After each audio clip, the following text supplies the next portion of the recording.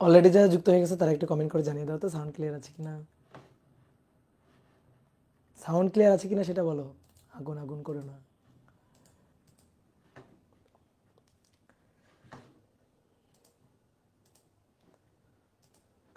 পরের দিন আমি একটা থিম সং নিয়ে ঢুকবো, বুঝছো? ওই যে একটা আগ লাগাই দেন একটা গান আছে না, এরকম থিম সং নিয়ে ঢুকতে হবে। তোমরা যে শুরু করছো, তোমরা যা শুরু করছো,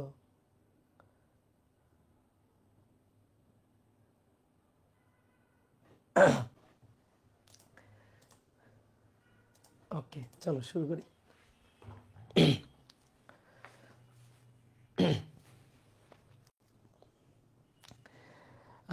ডিয়ার স্টুডেন্ট, সবাইকে শুভেচ্ছা জানাচ্ছি নিউটনের বলবিদ্যা অধ্যায়ের 19তম ক্লাসে। তো আজকে আমরা কৌণিক ভরবেগ এবং টর্ক এই দুইটা রাশির হিসাব নিকাশ পড়ব। তো দুইটা টপিক আজকে আমরা পড়ব, কৌণিক ভরবেগ এবং টর্ক। ওকে, তো চলো আমরা শুরু করি। হ্যাঁ, তাহলে এই অধ্যায়ে আমরা কিন্তু প্রায় শেষের দিকে চলে আসছি, আর কিন্তু বেশি টপিক নাই। কৌণিক ভরবেগ পড়লে আর হচ্ছে কেন্দ্রমুখী বল এবং কেন্দ্রমুখী বলের কয়েকটা উদাহরণ, অর্থাৎ ব্যাংকিং এবং সুতার টান, এরকম দুইটা টপিকই কিন্তু বাকি থাকবে। তো মোটামুটি আমরা কিন্তু এই অধ্যায়ের প্রায় শেষের দিকে চলে আসছি, ঠিক আছে? আর তারপরে আমাদের একটা টপিক বাকি আছে, যেটা আমরা বলছিলাম যে একেবারে লাস্টে আমরা পড়াবো, সেটা হচ্ছে রকেট। এটা পড়লে কিন্তু এই অধ্যায় একেবারে প্যাকেট হয়ে যাবে। বিশাল বড় একটা অধ্যায়, বুঝছো? ফার্স্ট পার্টের বড় বড় দুইটা চ্যাপ্টার, একটা হচ্ছে ভেক্টর এবং একটা নিউটনের বলবিদ্যা। তো যাই হোক, নিউটনের বলবিদ্যা প্রায় শেষ হয়ে যাবে আশা করি। তো চলো আমরা একটু হেডিংটা লিখে ফেলি, টর্ক। টর্ক বা ঘূর্ণন প্রবণতা, ঘূর্ণন প্রবণতা, এর আরো একটা সুন্দর নাম আছে, বলের ভ্রামক। বলের ভ্রামক, টর্ক বা ঘূর্ণন প্রবণতা বা বলের ভ্রামক। তো চলো দেখো, রৈখিক গতির ক্ষেত্রে যে কাজটা করে বল, কৌণিক গতির ক্ষেত্রে সেই কাজটা করে হচ্ছে টর্ক। রৈখিক গতির ক্ষেত্রে বল কি কাজটা করে? বল হচ্ছে ভর বেগের পরিবর্তন ঘটায়। তাহলে কৌণিক গতির ক্ষেত্রে টর্ক কি করবে? কৌণিক ভরবেগের পরিবর্তন ঘটাবে। বল এফ, সে রৈখিক ভরবেগের পরিবর্তন ঘটায়, ডিডিটি অফ পি, রৈখিক ভরবেগের পরিবর্তনের হার হচ্ছে বল। তাহলে কৌণিক ভরবেগ এল, এল হচ্ছে কৌণিক ভরবেগ, তার পরিবর্তনের হার, তার পরিবর্তন ঘটাবে হচ্ছে টর্ক। তো টর্ককে আমরা টাউ দিয়ে লিখি, এই যে এটা হচ্ছে টাউ চিহ্ন, টি এর মাথাটা একটু বাঁকাই দিবা, তাহলে ওইটা হবে টর্ক। তাহলে বল এফ হয়ে যাবে টর্ক। কি ক্লিয়ার? বলের জায়গা দৌড়ে এসে দখল করবে টর্ক, আর ভরের জায়গা দৌড়ে এসে দখল করবে কৌণিক ভরবেগ এল। তাহলে আমরা পি এর পরিবর্তে কৌণিক গতিতে কৌণিক ভরবেগ এল এটা নিয়ে আলোচনা করতে চাই আজকে, আর এফ এর পরিবর্তে টর্ক এটা নিয়ে আলোচনা করতে চাই। তাহলে কি নিয়ে আলোচনা করতে চাই বোঝা গেছে? ঠিক আছে, রৈখিক গতিতে যে কাজটা করতো বল, কৌণিক গতিতে সেই কাজটা কে করবে, তার জায়গায় কে দখল করবে? টর্ক। এইটা নিয়ে আমরা আলোচনা করতে চাই। তো টর্ক হচ্ছে ঘূর্ণন প্রবণতা। টর্ক হচ্ছে ঘূর্ণন প্রবণতা। কোনো বস্তুকে ধরো স্থির আছে, সেই বস্তুকে আমি ঘুরাইতে চাই, তাহলে আমার টর্ক প্রযুক্ত করতে হবে। কোনো বস্তু ঘুরতেছে, আমি সেটাকে থামাইতে চাই, তাহলে আমার টর্ক প্রযুক্ত করতে হবে। কোনো বস্তু ধরো ঘুরতেছে, আমি তার ঘূর্ণন গতিটা বৃদ্ধি করতে চাই বা ঘূর্ণন গতিটা কমাইতে চাই, তাহলে টর্ক প্রযুক্ত করতে হবে, তাহলে ঘূর্ণন গতির পরিবর্তন হবে। যেমন কোনো একটা বস্তু রৈখিকভাবে গতিশীল করতে চাই, স্থির অবস্থা থেকে বল প্রযুক্ত করা লাগে, অথবা গতিশীল বস্তুকে থামাইতে চাই, বিপরীত দিকে, গতির বিপরীত দিকে বল প্রযুক্ত করা লাগে, অথবা গতির বৃদ্ধি বা গতি হ্রাস করতে চাই, বল প্রযুক্ত করা লাগে। ঠিক তেমনিভাবে বলের জায়গাটা দখল করে নিবে এখানে টর্ক। তাহলে কোনো বস্তুর ঘূর্ণন গতির পরিবর্তন করতে চাই, সেটাই হচ্ছে ঘূর্ণন গতির পরিবর্তন করার জন্য যে জিনিসটা প্রযুক্ত করা লাগে সেটাই হচ্ছে টর্ক। যেমন রৈখিক গতিতে বল প্রযুক্ত হলে ত্বরণ হয়, এফ ইকুয়াল টু ধরো এম, একটা স্থির ভরের বস্তুর উপর বল প্রযুক্ত হলো, তাহলে কি হবে? ত্বরণ হবে, বল ত্বরণ প্রযুক্ত করবে। তো কৌণিক গতিতে কৌণিক গতি বৃদ্ধি করবে। তাহলে দেখো, এফ এর জায়গাটা দখল করবে টাউ, এম এর জায়গা তো অলরেডি আই দখল করে বসে আছে, এ এর জায়গাটা দখল করবে আলফা। বল প্রযুক্ত করলে যেমন রৈখিক ত্বরণ হয়, টর্ক প্রযুক্ত করলে তেমনি কৌণিক ত্বরণ হয়। যদি বল প্রযুক্ত না করি, ধরো বল প্রযুক্ত করি নাই, তাহলে ত্বরণ হবে শূন্য, রৈখিক ত্বরণ। ঠিক তেমনি টর্ক প্রযুক্ত করি নাই, তাহলে টর্ক প্রযুক্ত না করলে কৌণিক ত্বরণ হবে শূন্য। টর্ক প্রযুক্ত না করলে কোনো বস্তুর ঘূর্ণন গতি বৃদ্ধি পাবে না, সমকৌণিক বেগে ঘুরতে থাকবে। যেমন বল প্রযুক্ত না করলে ত্বরণ হবে না, ঠিক আছে, বল প্রযুক্ত না করলে ত্বরণ হবে না, অর্থাৎ রৈখিক গতি বৃদ্ধি পাবে না, একই বেগ নিয়ে চলতে থাকবে, একই বেগ নিয়ে চলতে থাকবে সরল রৈখিক পথে। ঠিক তেমনিভাবে টর্ক প্রযুক্ত না করলে কৌণিক ত্বরণ হবে না, অর্থাৎ একই সমবেগ নিয়ে ঘুরতে থাকবে। কথা বুঝছো? যেমন ঘড়ির কাঁটা সমবেগে ঘোরে, সমকৌণিক বেগ নিয়ে ঘোরে। বা মনে করো যে ফ্যানে সুইচ অন করে রাখছো, তো সুইচ অন করার পরে কিছুক্ষণ পরে ফ্যান দেখবা সেম স্পিডে ঘুরে, মানে সেম স্পিডে ঘুরতে থাকবে, ঘূর্ণন গতি বাড়বেও না কমবেও না। তাহলে তখন প্রযুক্ত নিট টর্ক হচ্ছে 0। কথা বুঝলা? তাহলে বলকে যদি তুমি ফিল করতে পারো, প্রযুক্ত বল এফ, তাহলে তুমি টর্ককেও ফিল করতে পারবা। এইবার আসো, মনে করো কোনো একটা বস্তু স্থির আছে, আমি বস্তুটাকে ঘুরাইতে চাই, তাহলে ঘোরানোর জন্য যে জিনিসটা প্রযুক্ত করতে হবে সেটাই হচ্ছে টর্ক। এবার আমরা টর্কের হিসাব নিকাশ করব। টর্কের হিসাব নিকাশটা আমরা করতে চাই যে কিভাবে আমরা টর্কের হিসাব নিকাশ করতে পারি। তো টর্কের যে সূত্রটা, আমরা একটু বইয়ের কথাবার্তা বলি। টর্কের যে সংজ্ঞা আমাদের বইতে দেওয়া আছে, বলা হচ্ছে কোনো বস্তুর ব্যাসার্ধ ভেক্টর এবং প্রযুক্ত বলের ভেক্টর গুণনকে, মানে ক্রস গুণন, এটাকে টর্ক বলে। তাহলে আমরা একটু আগে বইয়ের ব্যাপারটা একটু আলোচনা করে নিই, তারপরে আমরা বইয়ের ব্যাপারটা প্র্যাকটিক্যালি মিলাই দেখব আসলে আমরা যে জিনিসটা ভাবি, যে জিনিসটা চিন্তা করি, আসলে ঘটনা সেটা ঘটে কি না, সেটা আমরা মিলাই দেখব পরে। তাহলে আসো, তাহলে টর্ক কাকে বলে? কোনো বস্তুর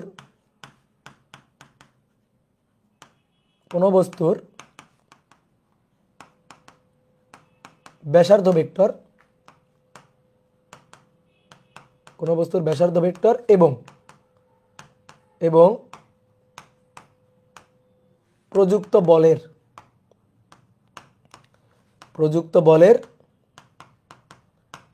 ভেক্টর গুণনকে টর্ক বলে। ঠিক আছে? তাহলে ডেফিনেশন অনুযায়ী আমরা যদি একটু আঁকতে চাই, তাহলে মনে করো কোনো একটা বস্তু আমি ঘুরাবো, যে কোনো বস্তু ঘুরাইতে পারি। ধরো একটা সরু সুষম দণ্ড আমি ঘুরাবো,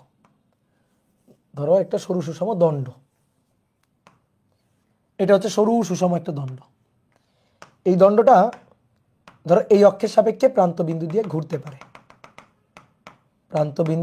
এভাবে ঘুরতে পারে, ওমেগা কৌণিক বেগ নিয়ে ধরো ঘুরতে পারে। তো ওমেগা কৌণিক বেগ নিয়ে ঘুরলে তো সমবেগে ঘুরবে, সমকৌণিক বেগ নিয়ে ঘুরবে। তো আপাতত ধরো থেমে আছে, আমি একে ধাক্কা দিব, ধাক্কা দিয়ে এর কৌণিক গতি বৃদ্ধি করব, অর্থাৎ 0 থেকে তার কৌণিক গতি বাড়িয়ে ওমেগা করব। তাহলে আমি কৌণিক গতি বাড়াইতে চাই, তাহলে কি করতে হবে? তুমি বলতে পারো ভাই বল প্রযুক্ত করতে হবে। হ্যাঁ, প্রযুক্ত করলাম। ধরো এই পয়েন্টে আমি বল প্রযুক্ত করলাম, এইভাবে ধাক্কা দিলাম, এফ পরিমাণ বল দিয়ে এভাবে ধাক্কা দেওয়া হইলো, প্রযুক্ত বল এটা হচ্ছে এফ পরিমাণ বল দিয়ে ধাক্কা দেওয়া হইলো। ওকে, এবার আসো, দেখো এফ পরিমাণ বল দিয়ে ধাক্কা দেওয়া হইলো। এবার আসো ঘূর্ণন অক্ষ থেকে, এটা ঘূর্ণন অক্ষ, এই ঘূর্ণন অক্ষ থেকে যে বিন্দুতে বল প্রযুক্ত হয়েছে, সেই বিন্দুর দূরত্বকে বলা হবে রেডিয়াস ভেক্টর, ব্যাসার্ধ ভেক্টর আর। ঘূর্ণন অক্ষ থেকে ব্যাসার্ধ ভেক্টরের পরিচয়টা জানিও।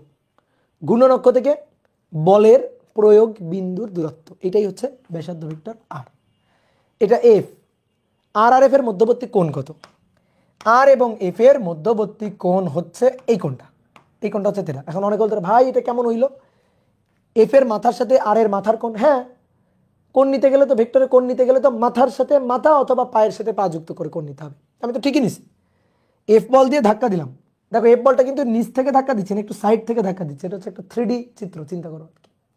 একটু সাইড থেকে ধাক্কা দিচ্ছি, এইভাবে ধাক্কা দিচ্ছি, এটা হচ্ছে আর। তো আর এফ এর মধ্যবর্তী কোণ হচ্ছে থিটা।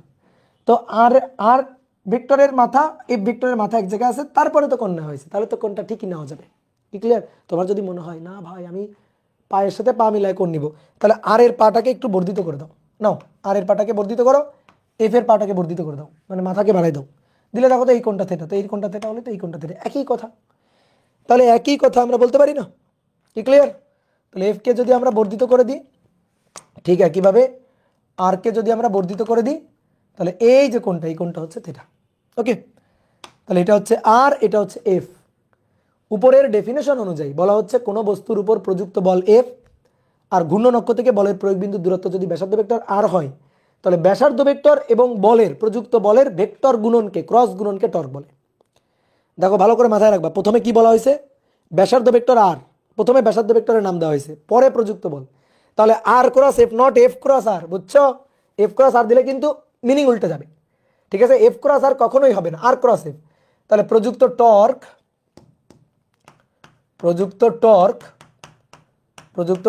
এটা হচ্ছে আর ক্রস এফ। প্রযুক্ত টর্ক কিন্তু ভেক্টর রাশি। কেন ভেক্টর রাশি? কারণ টর্ক হচ্ছে ক্রস গুণের মাধ্যমে পাওয়া যাচ্ছে। এই যে আর ক্রস এফ, ক্রস গুণ থেকে পাচ্ছি, এই কারণে টর্ক হচ্ছে ভেক্টর রাশি। আমরা টর্কের মানটা হিসাব করতে চাই, তাহলে এটা হচ্ছে সূত্র। এই যে এটা হচ্ছে সূত্র, ডেফিনেশন অনুযায়ী এটা হচ্ছে সূত্র। আমি যদি বলি টর্কের মান, জাস্ট মান, তাহলে টর্কের মান যদি হিসাব করি যে প্রযুক্ত টর্কের মান কত, কোনো বস্তুকে ঘুরাইতে গেলে যে জিনিসটা প্রযুক্ত করতে হয়, তাহলে টর্কের মান হচ্ছে আর এফ এবং তাদের মধ্যবর্তী কোণের সাইন থিটা। আর এফ এর মধ্যবর্তী কোণের সাইন থিটা। আর এর মান বসালাম, এফ এর মান বসালাম, তাদের মধ্যবর্তী কোণের সাইন থিটা। ক্রস গুণের যে নিয়ম, এইটা হচ্ছে তাদের মান, টর্কের মান আর কি। ওকে, এইবার আসো, এটা হচ্ছে বইয়ের কথাবার্তা। এবার আমরা একটু ফিল করি, কেন আর এফ সাইন থিটা আসলো, কেন কস থিটা আসলো না, কেন আর আসলো, কেন ঘূর্ণন প্রবণতাতে বল আসলো। আমরা দেখো, ঘূর্ণন প্রবণতা কোনো বস্তুকে ঘোরানোর জন্য যে জিনিসটা প্রযুক্ত করা লাগে। আরে ভাই, আমি একটা বস্তুকে ঘুরাবো, বল প্রযুক্ত করলেই তো ঘুরে। আমি একটা বস্তুকে ঘুরাবো, বল প্রযুক্ত করলেই তো ঘুরে, তাই না? বল প্রযুক্ত করলেই তো ঘুরবে। তার জন্য টর্ক কেন লাগবে? টর্কই কেন দিতে হবে? বল প্রযুক্ত করলেই তো হয়। তাহলে ভালো করে শোনো, বল প্রযুক্ত করলে বস্তু ঘুরবে এর কোনো গ্যারান্টি নেই। বল প্রযুক্ত করলে বস্তু ঘুরতেও পারে, নাও পারে। কিন্তু টর্ক প্রযুক্ত করলে, ধরো টর্কের যদি মান থাকে, তাহলে ওই বস্তুর ঘূর্ণন গতি পরিবর্তিত হবেই। যদি স্থির থাকে ঘুরবে, ঠিক আছে? যদি গতিশীল থাকে, ঘূর্ণনশীল থাকে, তাহলে তার ঘূর্ণন গতি পরিবর্তন হবে। বল প্রযুক্ত করলে হবে এর গ্যারান্টি নেই, তবে টর্কের জন্য বল দেওয়া লাগবে। তাহলে এবার আসো, আমরা এই কথাবার্তাগুলো থেকে একটু বের হয়ে, এটা বইয়ের কথাবার্তা, এবার এই কথাবার্তাগুলো থেকে বের হয়ে একটু এখানে আসি। টর্কের সূত্র আমরা জীবনে জানি না, দেখি না টর্কের সূত্র, চিনি না টর্ক কি জিনিস, ঠিক আছে? তা আমি তোমাকে বললাম যে আমার একটা দরজা আছে, আমি দরজাটা একটু ঘুরাইতে চাই, ঠিক আছে? আমি তো একে একে দেখাবো এখানে। আমি অফলাইন ক্লাসে প্র্যাকটিক্যালি মনে করো আমার যে ক্লাসের যে দরজাটা, ওই দরজাটা ঘুরাই টুরাই দেখাইছিলাম, কিন্তু এবার তো সেই গতি আর নাই বা সেই সুযোগ আর নাই, দরজা ঘুরাই কেমনে দেখাবো তোমাদের। তো এই কারণে চিত্র এঁকে দেখাচ্ছি, তোমরা আশা করি ফিল করতে পারবা, দেখো এইটা হচ্ছে দরজা, ঠিক আছে? এটা হচ্ছে দরজা, এই জায়গাটাতে দরজা ছিল। এবার দরজাটাকে ঘুরাবো, তো দরজাটা মনে করো এই অবস্থায় আছে, এই যে এই অবস্থায় দরজাটা আছে, বুঝতে পারতেছ?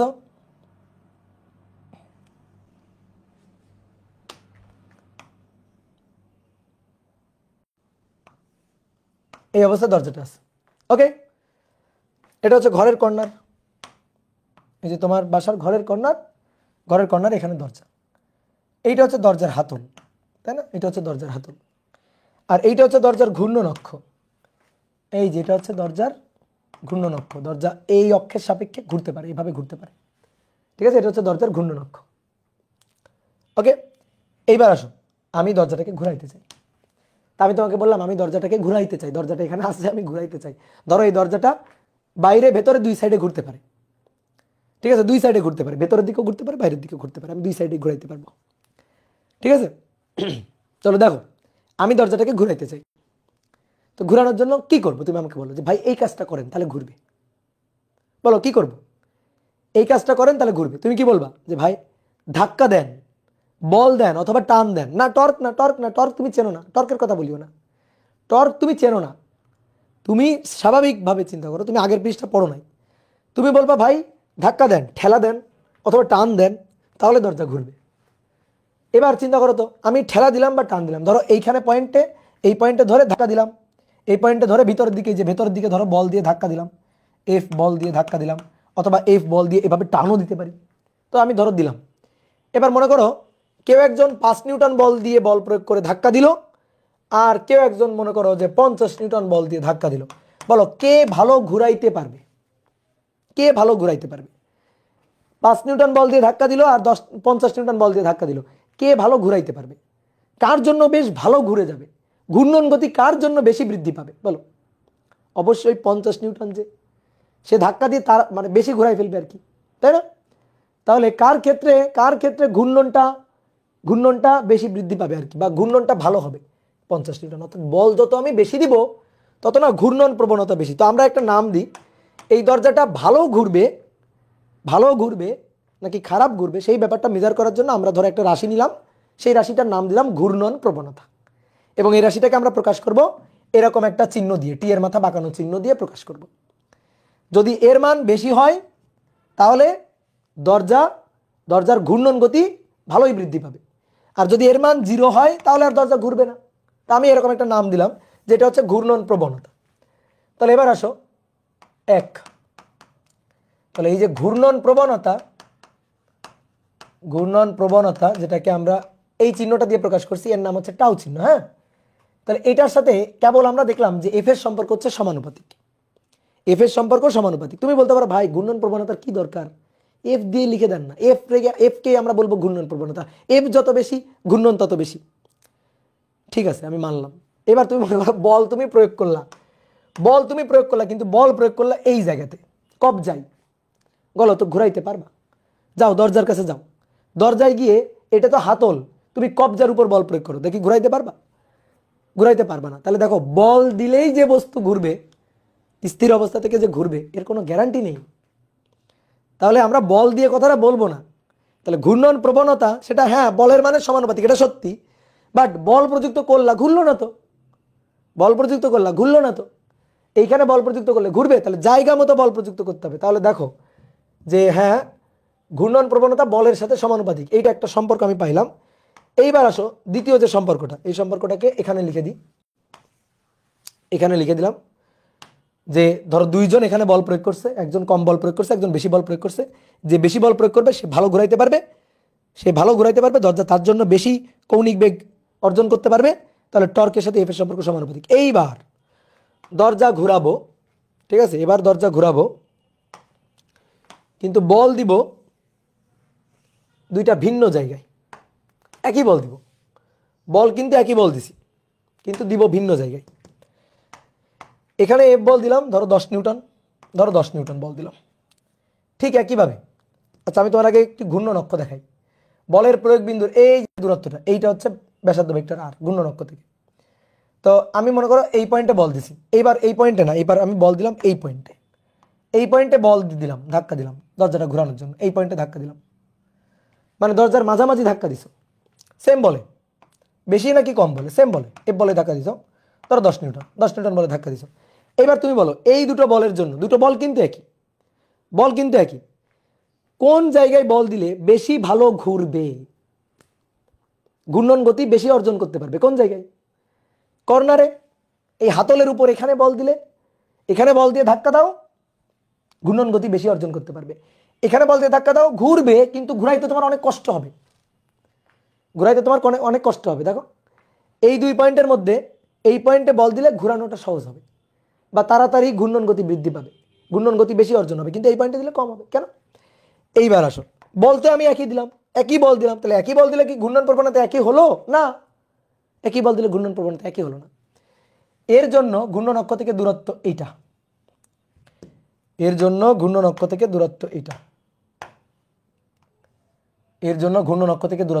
আর এর জন্য ঘূর্ণন অক্ষ থেকে দূরত্ব এইটা, এর জন্য ঘূর্ণন অক্ষ থেকে দূরত্ব এইটা, ঠিক আছে?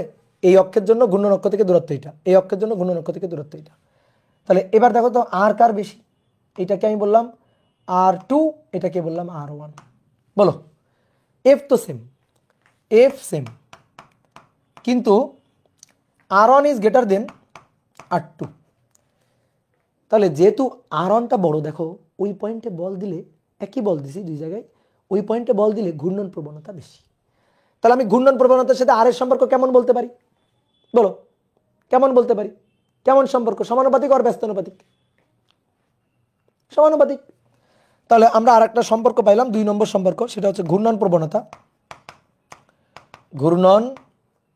প্রবণতা টর্ক এর সাথে আর এর সম্পর্ক সমানুপাতিক। বুঝতে পারছো? এর সাথে আর এর সম্পর্ক সমানুপাতিক। দরজা তৈরি করার যে কাঠ মিস্ত্রি দেখছো কোনোদিন?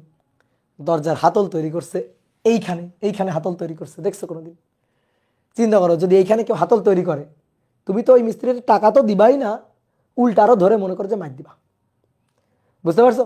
তাহলে দেখো মিস্ত্রি কিন্তু টর্ক বোঝে না, মিস্ত্রি এটা বোঝে যে হাতল যদি কিনারে মানে একেবারে কিনারের দিকে, কর্নারের দিকে যদি হাতল লাগাই তাহলে দরজা ভালো ঘুরানো যায়, কারণ এই ক্ষেত্রে ব্যাসার্ধ ভেক্টরের মান বেশি হয়। ঘূর্ণন অক্ষ থেকে বলের প্রয়োগ বিন্দু দূরত্ব ব্যাসার্ধ ভেক্টর, তাহলে হাতল আমি যেখানে দিব সেখানেই তো বল প্রয়োগ করব। ঘূর্ণন অক্ষ থেকে বলের প্রয়োগ বিন্দু দূরত্ব অর্থাৎ ব্যাসার্ধ ভেক্টর বেশি হলে ঘূর্ণন প্রবণতাটাও বেশি হবে। কি কথা বুঝছো? ঘূর্ণন প্রবণতাটাও বেশি হবে। তাহলে আমরা বুঝলাম যে ঘূর্ণন প্রবণতা দুটো জিনিসের উপর নির্ভর করছে, একটা হচ্ছে বলের উপর আর একটা হচ্ছে আরের উপর।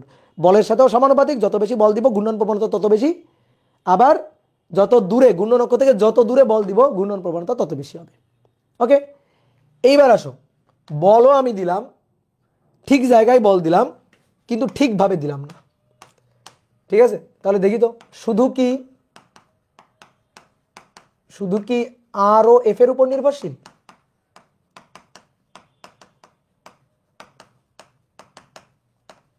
দেখি আমরা একটু বুঝি, শুধু কি আর আর এফ এর উপরই টর্ক নির্ভরশীল? তাহলে দেখো, এটা হচ্ছে ঘূর্ণন অক্ষ, এটা হচ্ছে ঘূর্ণন অক্ষ, এই যে দরজা,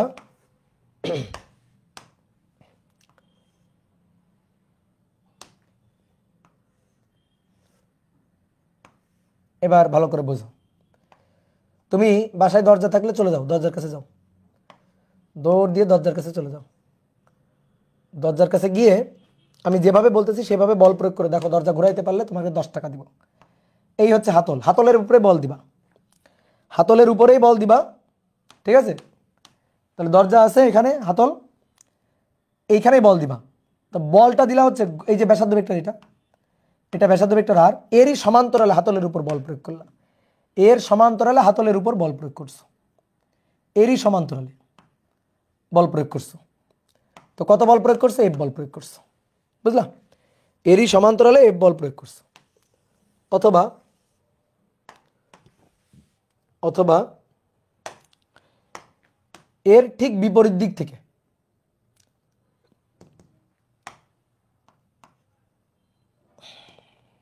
এই পয়েন্টে বল প্রয়োগ করছে যে হাতলের উপর, ঠিক এই বরাবর এই দিক থেকে বল প্রয়োগ করছে এফ, অর্থাৎ এখানে আর আর এফ এর মধ্যবর্তী কোণ হচ্ছে 180, আর এখানে আর আর এফ এর মধ্যবর্তী কোণ হচ্ছে 0 ডিগ্রি। বলো বলো বলো বলো, কোন ক্ষেত্রে ঘুরাইতে পারছো? বলো, কি ট্রাই করছো? চিন্তা করো, এই যে দরজার হাতল, এই যে হাতল, হাতল ধরে এইদিকে ঠেলতেছো, এভাবে ঠেলতেছো, এভাবে দরজা ঠেলতেছো, ঘুরাইতে পারবা না। এভাবে বল প্রয়োগ করে কোনোদিন দরজা ঘুরবে? কোনোদিন দরজা ঘুরাবে না। তাহলে দেখো, তুমি বল দিলা, তোমার শরীরের যত বল আছে সব দিলা, তাহলে ঘূর্ণন প্রবণতা টর্ক এফ এর সাথে সমানুপাতিক। তুমি বল দিলা সবচেয়ে দূরে এই যে হাতলের উপর, তাহলে টর্ক আর এর সাথে সমানুপাতিক, তা আরও সবচেয়ে বেশি, এফও সবচেয়ে বেশি, কিন্তু তারপরেও দেখো ঘূর্ণন প্রবণতা নেই। তাহলে শুধু আর এবং শুধু এফ এর উপর নির্ভরশীল না, তাহলে বল দিতে হবে, বল ঠিক জায়গাতে দিতে হবে এবং ঠিকভাবে দিতে হবে। বাংলা কথা বোঝো, ঠিকভাবে, অর্থাৎ ঠিক অ্যাঙ্গেলে বলটা দিতে হবে। একটু কমন সেন্স খাটায় বলো তো, বলো একটু কমন সেন্স খাটায় বলো, যে কোনভাবে বল দিলে সবচেয়ে ভালো দরজা ঘোরা যাবে। তুমি দরজা খোলার সময় কেমনে দাও? আর এর সাথে ঘূর্ণন অক্ষের সাথে দরজাকে কিভাবে টান দাও? এইভাবে ধরে টান দাও না দরজাকে? তাহলে বলো কত ডিগ্রি কোণ করে টান দাও? 90 ডিগ্রি অথবা 90 ডিগ্রিতে ধাক্কা দাও। এইভাবে দিলে সবচেয়ে ভালো ঘোরানো যায় না? বুঝো? তাহলে দেখো, আমি মনে করো 30 ডিগ্রিতে বল দিলাম, ধরো দরজা ঘোরার জন্য, মনে করো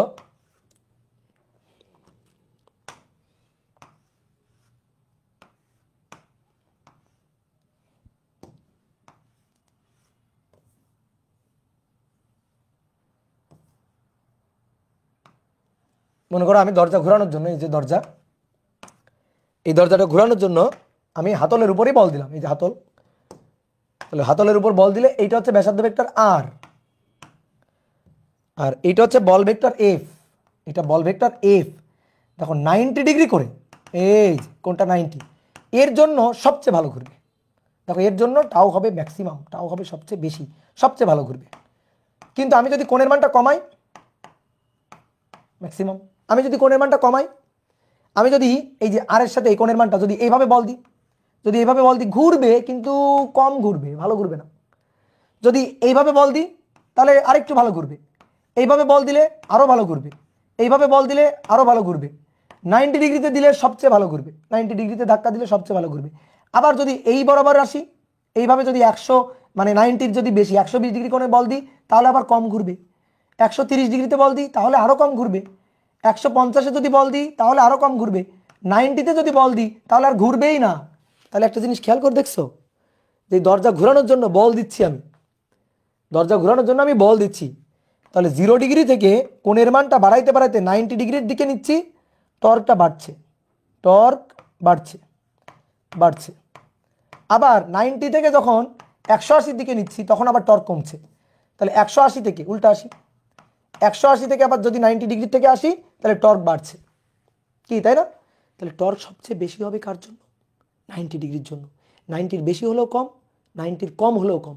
বোঝো বোঝো কথা বোঝো। আর 0 ডিগ্রির জন্য, 0 ডিগ্রি আর 180-র জন্য একেবারে ঘুরবেই না। 0 ডিগ্রির জন্য ঘোরেনি, 180 ডিগ্রির জন্য ঘোরেনি। বলো, ফিল করা যায় একেবারে 3D চিত্র, কোনো অ্যানিমেশন ভিডিও লাগবে না।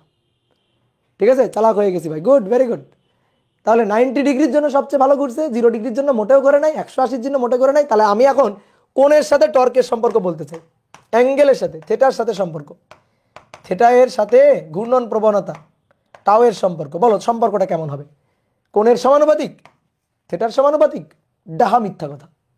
কারণ থেটার সমানুপাতিক হলে তো ভাই 0 থেকে 90-তে বাড়ছে, 90 থেকে 180-তে আরও বাড়তো, তাহলে তো হলো না। তাহলে কি থেটার সমানুপাতিক না? তাহলে কি কস থেটার সমানুপাতিক? কস থেটার সমানুপাতিক এটা হচ্ছে ডাহা ডাহা মিথ্যা কথা। কারণ কস 0-র মান সবচেয়ে বেশি, কিন্তু আমার 0-র জন্য টর্ক শূন্য, এই ক্ষেত্রে টর্ক একেবারে শূন্য, এই ক্ষেত্রে 180 টর্ক একেবারে শূন্য। তাহলে কার সমানুপাতিক? ইয়েস, সাইন থেটার সমানুপাতিক। মিলাই দেখো, সাইন 0 0, সাইন 0 0, সাইন 180-র জন্য 0, টর্ক 0, আর সাইন 90-র জন্য সবচেয়ে বেশি। তাহলে কোণের মান 90 হলে সবচেয়ে বেশি, তাহলে অবশ্যই সাইনের সমানুপাতিক, কারণ সাইন 90-র মানই 1 সবচেয়ে বেশি। তাহলে এইটা হচ্ছে থেটার সাথে সম্পর্ক।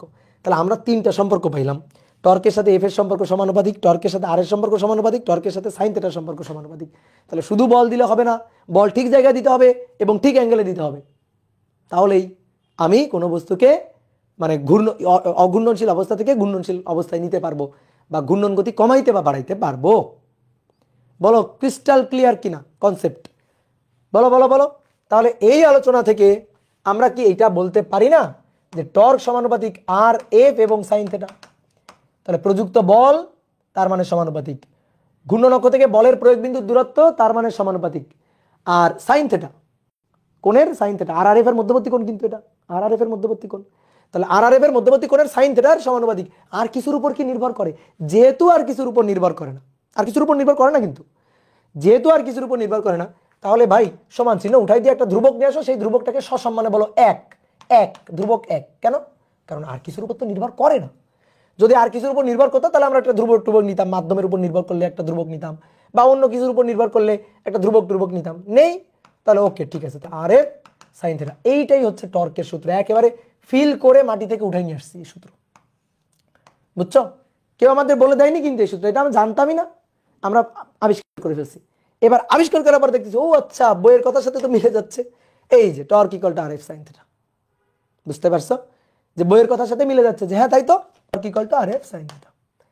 তাহলে এইবার আসো আমরা এটাকে এবার একটু ভেক্টর ফরম্যাটে নিতে চাই। তাহলে কোন একটা বস্তু, তুমি যে কোনো একটা বস্তু আঁকতেই পারো। ধরো আমি এখানে একটা এই যে চাকতিটা, সরি রড টড কিছু একটা আঁকলাম। তো ধরো এই যে রড, এই রডটা ঘুরবে, তো আমি বল দিলাম, এফ পরিমাণ বল এখানে দিলাম, এফ পরিমাণ বল এখানে দিলাম, ঘূর্ণন অক্ষ থেকে বলের প্রয়োগ বিন্দুর দূরত্ব হচ্ছে ব্যাসার্ধ ভেক্টর আর, ঘূর্ণন অক্ষ থেকে বলের প্রয়োগ বিন্দুর দূরত্ব এটা হচ্ছে ব্যাসার্ধ ভেক্টর আর, এবং আর আর এফ এর মধ্যবর্তী কোণ এই কোণটা হচ্ছে থেটা, আর আর এফ এর মধ্যবর্তী কোণ এই কোণটা হচ্ছে থেটা। ঠিক আছে? তাহলে এখান থেকে আমরা টর্কের মান হিসাব করব।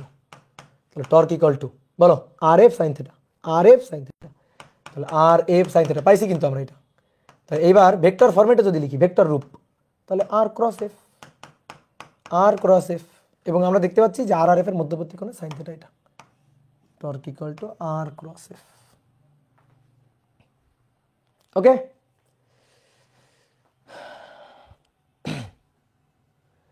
প্রান্তে জড়তা বেশি, ঘুরানো কঠিন বলছিলেন, একে ধরে এখন মার দিব আমি। দেখো ঘূর্ণন, ঘূর্ণন অক্ষ এটা, ঘূর্ণন অক্ষ এইটা, এবার এবার ঘূর্ণন অক্ষ এইটা, এই বিন্দুতে ধরে ঘুরানো, ধরে ঘুরানো কঠিন। ঠিক আছে, জড়তার ভ্রামক বেশি। কিন্তু এবার হচ্ছে কি জিনিসটা, এটা অক্ষ আছে, এটা অক্ষ আছে, এবার আমি এটাকে ঘুরাবো, আমি বল দিয়ে ঘুরাবো, কৌণিক গতি বাড়াবো। তাহলে কোন বিন্দুতে বল দিয়ে ঘুরানো সহজ? ব্যাপারটা দুইটা আলাদা জিনিস, দুইটা আলাদা জিনিস। আমি টর্ক প্রযুক্ত করব, এরপরে তার জড়তার ভ্রামক বেশি হলে কৌণিক গতি কম বৃদ্ধি পাবে, মানে ত্বরণ কম হবে, কৌণিক ত্বরণ কম হবে। বুঝতে পারছো? কৌণিক ত্বরণ কম হবে। আসবো আমরা এক এক করে আসবো, ধৈর্য ধরো, আসতেছি। এইবার আসো, টর্কের তো সূত্র পাইলাম। এবার তোমার মনে হইতে পারে ভাই তাহলে টর্কের ডিরেকশনটা দেখান, যেহেতু ভেক্টর ফরম্যাটে লিখছেন torque equal to R cross F. Yes, তাহলে এটা আর, এটা এফ, তাহলে আর ক্রস এফ ডিরেকশনটা কোন দিকে? দেখো, এটা আর, এটা এফ, এটা এফ, এই কোণটা থেটা, মানে আর ক্রস এফ দিলে এই কোণটা থেটা, তাই না? এটা আর, এটা এফ, তাহলে আর ক্রস এফ, আর ক্রস এফ উপরের দিকে, আর ক্রস এফ উপরের দিকে। ঠিক আছে, এটা কিন্তু 3D চিত্র আর কি। তাহলে আর ক্রস এফ কোন দিকে? উপরের দিকে। তাহলে এর জন্য টর্কের ডিরেকশনটা হবে উপরের দিকে, এর জন্য টর্কের ডিরেকশনটা হবে কোন দিকে? উপরের দিকে। এই যে টর্কে কিন্তু উপরের দিকে। এবার আসো, টর্কের ডিরেকশন আমরা বহুত জায়গায় দেখাতে পারবো, টর্কের ডিরেকশন আরো বহুত জায়গায় দেখাতে পারবো। ধরো মনে করো একটা বিন্দু ভরের কোন একটা বস্তু, ধরো একটা বিন্দু ভরের বস্তু ঘুরছে, একটা বিন্দু ভরের বস্তু ঘুরছে। ধরো এটা একটা, এই যে সরু একটা লাঠি দিয়ে একটা বিন্দু ভরের বস্তু এখানে যুক্ত করা আছে, একটা সরু লাঠি, খুবই নগণ্য ভরের লাঠি দিয়ে একটা বস্তুকে এভাবে যুক্ত করা আছে। আমি কি করলাম, এই বস্তুটার উপরে স্পর্শক বরাবর বল দিলাম, এভাবে স্পর্শক বরাবর বল প্রযুক্ত করলাম, দিলাম ধাক্কা। তো স্পর্শক বরাবর বল প্রযুক্ত করলে বস্তুটা ঘুরবে, এই বল প্রযুক্ত করলাম, অঘূর্ণনশীল ছিল, ধরো এইভাবে ধাক্কা দিলাম। এটা হচ্ছে ব্যাসার্ধ ভেক্টর আর, এই যে এটা হচ্ছে ব্যাসার্ধ ভেক্টর আর। তাহলে এটা ব্যাসার্ধ ভেক্টর আর, এটাকে বর্ধিত করে দিলাম ব্যাসার্ধ ভেক্টর আর, এটা আর, আর এই কোণটা থেটা, এই কোণটা থেটা। তাহলে আর ক্রস এফ, দেখো আর ক্রস এফ কোন দিকে? আর ক্রস এফ উপরের দিকে। তাহলে টর্ক কোন দিকে? উপরের দিকে। এই যে টর্ক হচ্ছে উপরের দিক বরাবর, টর্ক উপরের দিকে। ডান হাতি থাম্ব রুল, ঠিক আছে, রাইট হ্যান্ড থাম্ব রুল, ডান হাতি স্ক্রু নিয়ম। কি ক্লিয়ার? যে আর ক্রস এফ কোন দিক? আর ক্রস এফ হচ্ছে উপরের দিক। ওকে, ক্লিয়ার? বোঝা গেছে? বোঝা গেছে? এবার অনেকের কাছে মনে হইতে পারে ভাই টর্কের ডিরেকশন আর ক্রস এফ মানলাম, এফ ক্রস আর না কেন? কেন এফ ক্রস আর না? এফ ক্রস আর দিলে হবে না কেন? এফ ক্রস আর দিলে বাস্তবে মিলবে না। এফ ক্রস আর দিলে আমি টর্ক পাবো না, টর্কের উল্টাটা পাবো। ওটা টর্ক বলবে না, ওটা উল্টাটা হয়ে যাবে, টর্কের উল্টাটা। কারণ টর্কের ঠিকঠাক দিক পাওয়া যাবে আর ক্রস এফ নিয়ে, আমি তোমাকে প্র্যাকটিক্যালি দেখাবো। ঠিক আছে, টর্কের ঠিকঠাক দিক তুমি পাবা আর ক্রস এফ নিয়ে, এফ ক্রস আর নিয়ে পাওয়া যাবে না। ঠিক আছে, তো তুমি দেখো, খেয়াল করো, দেখো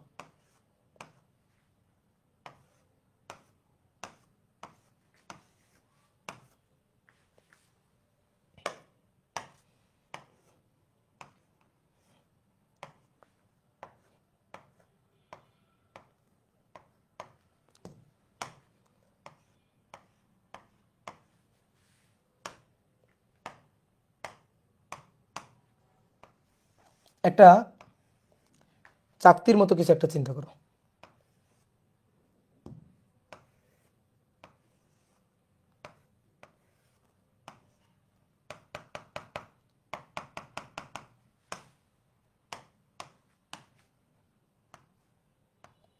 এই যে এই জিনিসটা, ঠিক আছে, এরকম এটা ঘুরতে পারে, ঠিক আছে, এটা ঘুরতে পারে।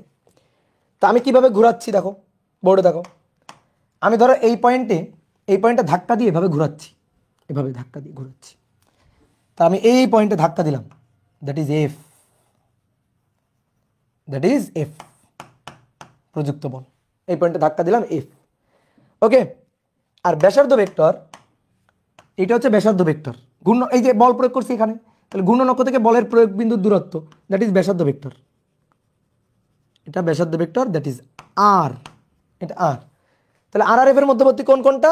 এইটা, এটা হচ্ছে আর আর এফ এর মধ্যবর্তী কোণ থেটা। কি, তাই তো? এটা আর আর এফ এর মধ্যবর্তী কোণ, এটা হচ্ছে থেটা। কি ক্লিয়ার?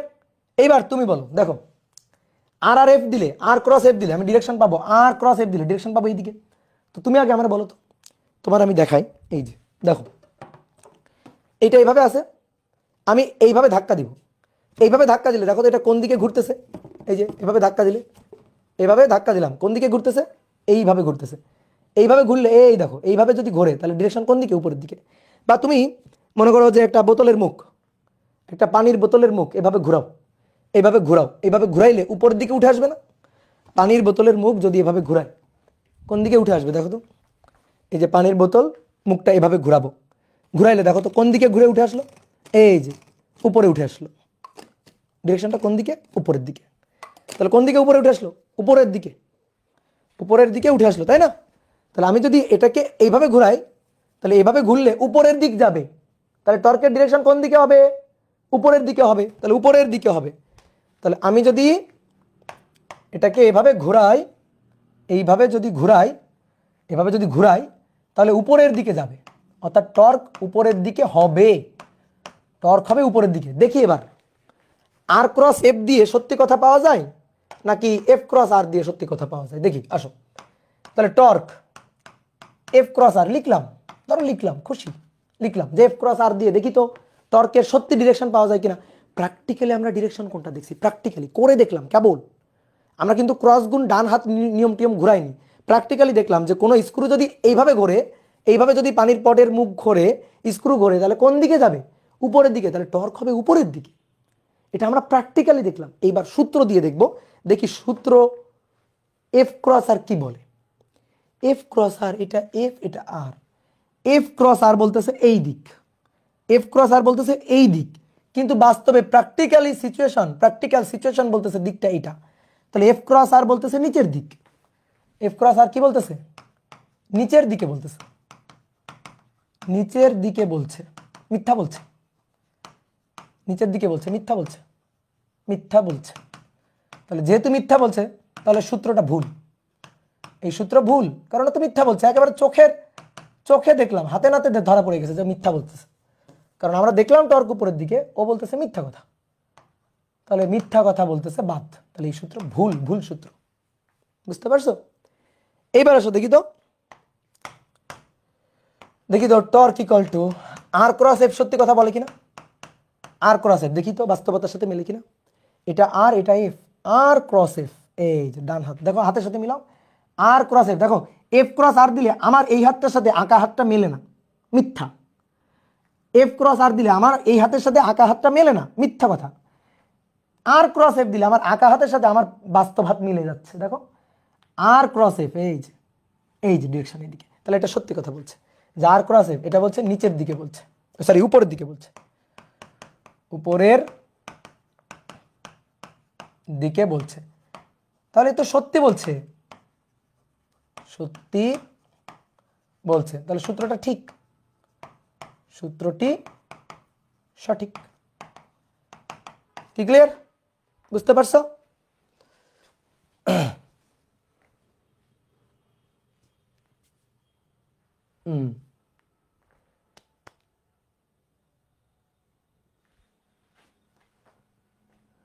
অপূর্ব ড্রয়িং কেয়ার, হ্যাঁ ভর্তি হয়ে যাও, অপূর্ব ড্রয়িং কেয়ারে ভর্তি চলছে, এডিসি ভর্তি চলছে, দ্রুত ভর্তি হয়ে যাও, দ্রুত ভর্তি হয়ে যাও।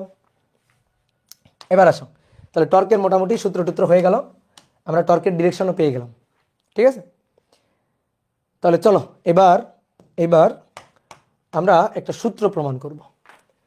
কোন সূত্রটা প্রমাণ করব? দেখো এফ ইকুয়াল টু এম এ, তাহলে এফ এর জায়গা দখল করবে টাউ, এম এর জায়গা আই, এর জায়গা আলফা, তাহলে torque equal to I alpha, এটা প্রমাণ করব। তাহলে tau equal to I alpha প্রমাণ, ঠিক আছে? তো ধরো একটা বস্তু, যে কোনো একটা বস্তু ধরতে পারো, ধরো একটা পুরুত্ব বিশিষ্ট চাকতি, একটা পুরুত্ব বিশিষ্ট চাকতি ধরলাম, ধরো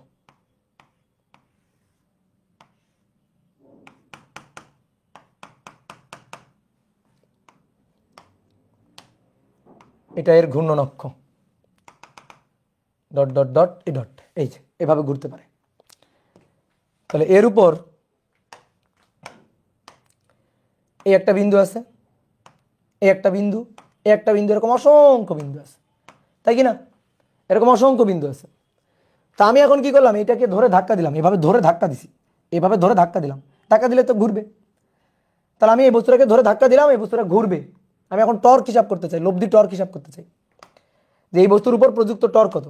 তো এই বস্তুটা অসংখ্য অসংখ্য অসংখ্য অসংখ্য ভরের সমষ্টি না, অসংখ্য ভরের সমষ্টি না, এরকম অসংখ্য ভর বিন্দু আছে না এখানে। তাহলে অনেকগুলো ভর বিন্দু আছে। এইটার নাম দিলাম M1, এইটার নাম দিলাম M2, এই ভরটার নাম দিলাম M3, এই ভরটার নাম দিলাম M4, এই ভরটার নাম দিলাম Mn dot dot dot Mn। তাহলে দেখো এ ঘূর্ণন অক্ষ থেকে R1 দূরত্বে আছে, এ আছে R2 দূরত্বে, এক একটা এক এক দূরত্বে, এ আছে R3 দূরত্বে, এ আছে R4 দূরত্বে, এ আছে Rn দূরত্বে, এরকম এক একটা পয়েন্ট এক একটা দূরত্বে আছে। তা আমি এই বস্তুটাকে ঘুরাইতে চাই, এই বস্তুটাকে আমি ঘুরাইতে চাই, ধরো স্থির অবস্থায় আছে, আমি ঘুরাইতে চাই, বল দিলাম, বল দিলে ঘুরবে। তো আমি বল প্রযুক্ত করলাম, প্রযুক্ত বল F, প্রযুক্ত বল F বল প্রযুক্ত করলাম। তো F বল প্রযুক্ত করে আমি এখন এই টর্কটা হিসাব করতে চাই। তাহলে সবাই একটু বোর্ডে থাকো তো ভাই, বোর্ডে থাকো, দেখো তো এ তো সবাই ঘুরবে। তাহলে এখন আমি চাই সবার টর্ক হিসাব করতে। তাহলে সবার টর্ক, এই টর্ক হবে τ1 প্লাস τ2 প্লাস τ3, সবার টর্কের যোগফল, তাই না? বলো সবার টর্কের যোগফল হবে না? কিন্তু আমার একটা কথা আছে, কথা হচ্ছে টর্ক তো ভেক্টর রাশি, তো এরকম যোগ করলে হবে? বলো তো এরকম যোগ করলে হবে? টর্ক তো ভেক্টর রাশি, এরকম যোগ করলে কি হওয়া উচিত? ভেক্টর যোগ করতে হবে না? তা ভেক্টর যোগ তো করতে হবে, কিন্তু আমি স্কেলার এইভাবে যোগ করব, আমার ইচ্ছা, ঠিক আছে, আমার ইচ্ছা। তাহলে আমি এভাবে যোগ করব, দেখি কি সমস্যা হয়। τ1 plus τ2 τ3 dot dot dot dot dot dot τn dot dot dot dot τn। তাহলে এখন দেখো, প্রথমে আসো M1 এর জন্য টর্ক। তাহলে M1 কণাটার কথা চিন্তা করো, এই যে M1 কণাটা, এই কণাটার কথা চিন্তা করো। তাহলে এই কণাটা দেখো একটা বৃত্তার পথে ঘুরবে, কিন্তু এই যে এই কণাটা এরকম একটা বৃত্তার পথে ঘুরবে। আমি শুধু এই M1 ভরের কণাটাকে নিয়ে আসলাম, যার ব্যাসার্ধ কত? ব্যাসার্ধ R1, ঠিক আছে, ব্যাসার্ধ R1, এর জন্য টর্ক হিসাব করব। তাহলে এর জন্য τ1, এর জন্য τ1, τ equal to torque equal to একটু আগে আমরা দেখলাম R1 F1 sine theta 1, sine 90 degree. কীভাবে সাইন 90 ডিগ্রি? কীভাবে 90 ডিগ্রি? কারণ এর যে ত্বরণটা, আচ্ছা বলের জন্যই তো ত্বরণ, তাই না, বলের জন্য ত্বরণ। তো এর যে ট্যানজেনশিয়াল ত্বরণ, ট্যানজেনশিয়াল এক্সেলারেশন, বলো তো কোন দিকে, মনে আছে কিনা? ট্যানজেনশিয়াল এক্সেলারেশন, নট সেন্টিপিটাল এক্সেলারেশন, কেন্দ্রমুখী না, ট্যানজেনশিয়াল। কোন দিক বরাবর? এই যে স্পর্শক বরাবর, মনে পড়ে? স্পর্শক বরাবর না? বলো স্পর্শক বরাবর কিনা? এই বস্তুটা যদি ঘুরতে থাকে তাহলে তার ট্যানজেনশিয়াল এক্সেলারেশন এই বরাবর কিনা? তাহলে এই বরাবর AT, মনে পড়ে? AT tangential acceleration.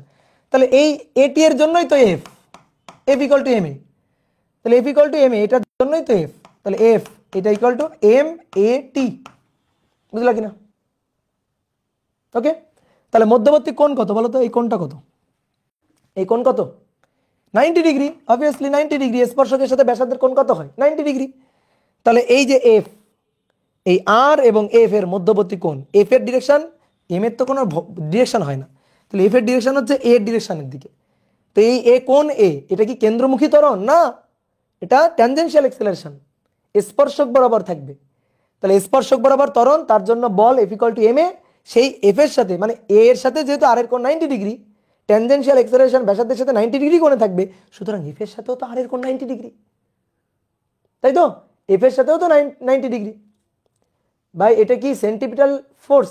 না না না, এটা সেন্টিপিটাল ফোর্স না, এটা স্পর্শক বরাবর। সেন্টিপিটাল ফোর্স কাজ করে, কেন্দ্রমুখী বল কাজ করে, কেন্দ্রমুখী ত্বরণ কাজ করে কেন্দ্র বরাবর, কেন্দ্রের দিক বরাবর, কেন্দ্রের দিক বরাবর। কেন্দ্রের দিকের ওই বলের জন্য কোনো টর্ক হয় না। কেন টর্ক হয় না? যদি কেউ বলে ভাই কেন্দ্রের দিকে বলের জন্য কোনো টর্ক হবে না, কেমনে হবে? এইটা আর, এই যে এটা আর কেন্দ্রের দিকে যে বল সেটা হচ্ছে FC। তাহলে আর FC এর মধ্যবর্তী কোণ কত ডিগ্রি? 90 ডিগ্রি। এর জন্য কোনো টর্ক হবে? বলো, সরি 90 বলতেছি, 0 ডিগ্রি। এর জন্য কোনো টর্ক হবে? বলো কোনো টর্ক হবে? 180 ডিগ্রি বা 0 ডিগ্রি? হ্যাঁ 180 ডিগ্রি, সরি 180 ডিগ্রি। এর জন্য তো কোনো টর্ক হবে না। তাহলে কার জন্য, কোন বলের জন্য টর্ক এবং কোন ত্বরণের জন্য টর্ক হবে? ট্যানজেনশিয়াল এক্সেলারেশনের জন্য এবং ট্যানজেনশিয়াল ফোর্সের জন্য টর্ক হবে। কথা বুঝছো? এই কারণে আমরা কেন্দ্রমুখী বল এখানে নিচ্ছি না। তুমি বলতে পারো ভাই কেন্দ্রমুখী ত্বরণ কেন নিচ্ছেন না, কেন্দ্রমুখী বল কেন নিচ্ছেন না? এই কারণে নিচ্ছি না। ওকে, তাহলে আমরা পাইলাম R1 F1।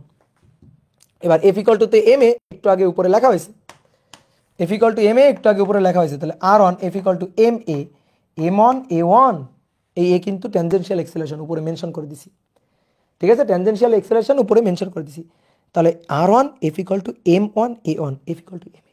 এইবার আসো A equal to R alpha, মনে পড়ে A equal to R alpha, A equal to R alpha, তাহলে R one M one A equal to R alpha, R one alpha one, R one alpha one, alpha one হবে না ভাই, alpha আলফাই হবে। কারণ আমি গত ক্লাসে চিল্লাই চিল্লাই বলছিলাম, গলা আমার ভেঙে গেছিল চিল্লাইতে চিল্লাইতে, সেটা হচ্ছে কৌণিকগুলা সেম থাকে, মনে পড়ে, কৌণিকগুলা সেম থাকে, মনে পড়ে কিনা বলো, কৌণিকগুলা সেম থাকে। এমডি জাকারিয়া হোসেন বলছে দাদা কি রকেট পড়াইছে, এই দেখো একটা পাগল কোত্থেকে আসছে, পাবনা থেকে পালায় আসছে, ধরো ধরো ওরে ধরো, ওরে ধরে আবার পাবনায় পাঠিয়ে দাও, ঠিক আছে। আজকের ক্লাসের শুরুতে কত সুন্দর করে আমি বলে দিলাম যে রকেট আমরা লাস্টে পড়বো, রকেট আমরা লাস্টে পড়বো, কত সুন্দর করে বললাম, এই পাগল কোত্থেকে আসছে, ধরো এরে। তাহলে এমন আর অন স্কোয়ার আলফা, আলফা কিন্তু সেম থাকবে, কারণ থেটা সেম, থেটা সবার সেম থাকে, কৌণিক সরণ সবার সেম হয়, থেটা সেম, এই কারণে ওমেগা সেম থাকে, মানে কৌণিক সবগুলো সেম থাকে, সুতরাং আলফাটাও সেম থাকবে, ঠিক আছে। থেটার পরিবর্তনের হার ওমেগা, ওমেগার পরিবর্তনের হার আলফা, ওকে। তাহলে এটা হচ্ছে টাউ ওয়ান, সেম ভাবে টাউ টু, সেম ভাবে টাউ থ্রি, সব হিসাব করব, সব নিয়ে এখানে যোগ করব, সব এখানে যোগ করব। আসো M one R one square alpha, M two R two square alpha, M three R three square alpha, dot dot dot dot dot dot M N R N square alpha. Now এবার alpha common, M one R one square, M two R two square, M three R three square, plus dot dot dot dot M N R N square. ভাই integration করা লাগবে না? অবশ্যই তো লাগবে, integration তো অবশ্যই করা লাগবে। চেনা চেনা লাগে, চেনা চেনা লাগে, বলো এটারে চেনা চেনা লাগে কিনা? এস, চেনা চেনা লাগে, এটা জড়তার ভ্রামক আই, এস শেষ, আই আলফা, এটাই torque. F equal to M A, তো এম এর জায়গা আই দখল করছে, এ এর জায়গা আলফা দখল করছে, আর এফ এর জায়গা টাউ দখল করছে, করবেই তো। এই তো সূত্র প্রমাণ শেষ, সূত্র প্রমাণ শেষ হয়ে গেল। এবার যে প্রশ্ন অন্তরে এখনো সুপ্ত আছে, সেই প্রশ্ন হচ্ছে ভাই টর্ক কেন যোগ করলেন? টর্ক তো ভেক্টর রাশি, তাহলে টর্কের হিসাব তো ভেক্টর নিয়মে লব্ধির হিসাব হবে, আপনি কেন যোগ করলেন? অবশ্যই আমি কেন যোগ করলাম, খুবই ইম্পর্টেন্ট কথা, কেন টর্ক যোগ করলাম বলো দেখি, কেন টর্ক যোগ করলাম? দেখো শোনো শোনো শোনো, আসো তুমি দুইটা বিন্দুর কথা চিন্তা করো, জাস্ট দুইটা বিন্দু, বেশি চিন্তা করতে হবে না, দুইটা বিন্দু ধরো, এই একটা বিন্দু আর এই একটা বিন্দু, দুইটা বিন্দু। তো ধরো এটা একটা চাকতি, চাকতির উপর দুইটা বিন্দু আছে, এই যে দুইটা বিন্দু আছে। তাহলে একটা জিনিস খেয়াল করে দেখো তো, এই বিন্দুটা এই দিকে ঘুরবে, এই বিন্দুটা এই দিকে ঘুরবে, তাই না? এইভাবে ঘুরবে। তাহলে দেখো তো এ যদি এই দিকে ঘোরে, এই যে এইভাবে ঘুরবে, এটা যদি এইভাবে ঘুরে, আর ক্রস এফ টর্ক কোন দিকে, আর ক্রস এফ টর্ক কোন দিকে, ঠিক আছে। এর ধরো এটা এফ, এটা আর, ঠিক আছে, এটা এফ, এটা আর। তাহলে আমি যদি এদের জন্য টর্ক হিসাব করি, তাহলে টর্ক কোন দিকে পাবো? এর জন্য টর্ক উপরের দিকে, তাহলে টাউ ওয়ান উপরের দিক, এর জন্য টর্ক উপরের দিকে, টাউ টু উপরের দিক, বাকিটার জন্য টর্ক, সবাই একদিকে ঘুরছে, সবাই একই দিকে, সবাই একই দিকে, সবাই একই দিকে।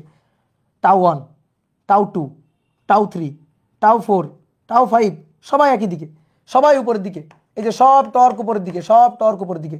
তাহলে লব্ধির টর্ক কত হবে? সব যদি একই দিকে থাকে, লব্ধির টর্ক কত হবে? Tau one plus tau two plus tau three plus, তাহলে টর্ক কত হবে?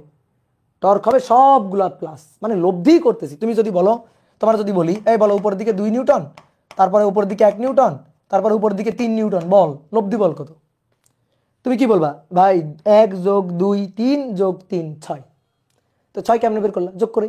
তো কেমন যোগ করছো? তুমি কি স্কেলার যোগ করছো? না, লব্ধি করছো, কারণ এদের মধ্যবর্তী কোণ 0 ডিগ্রি, এই কারণে সরাসরি যোগ করে দিলেই তো লব্ধি। তো সেই কাজটাই করছি তো। তাহলে এই যোগ করা কিন্তু জায়েজ আছে, এই যোগ করা কিন্তু ভুল কিছু করি নাই। বলো ভুল কিছু করছি? না। কি ক্লিয়ার?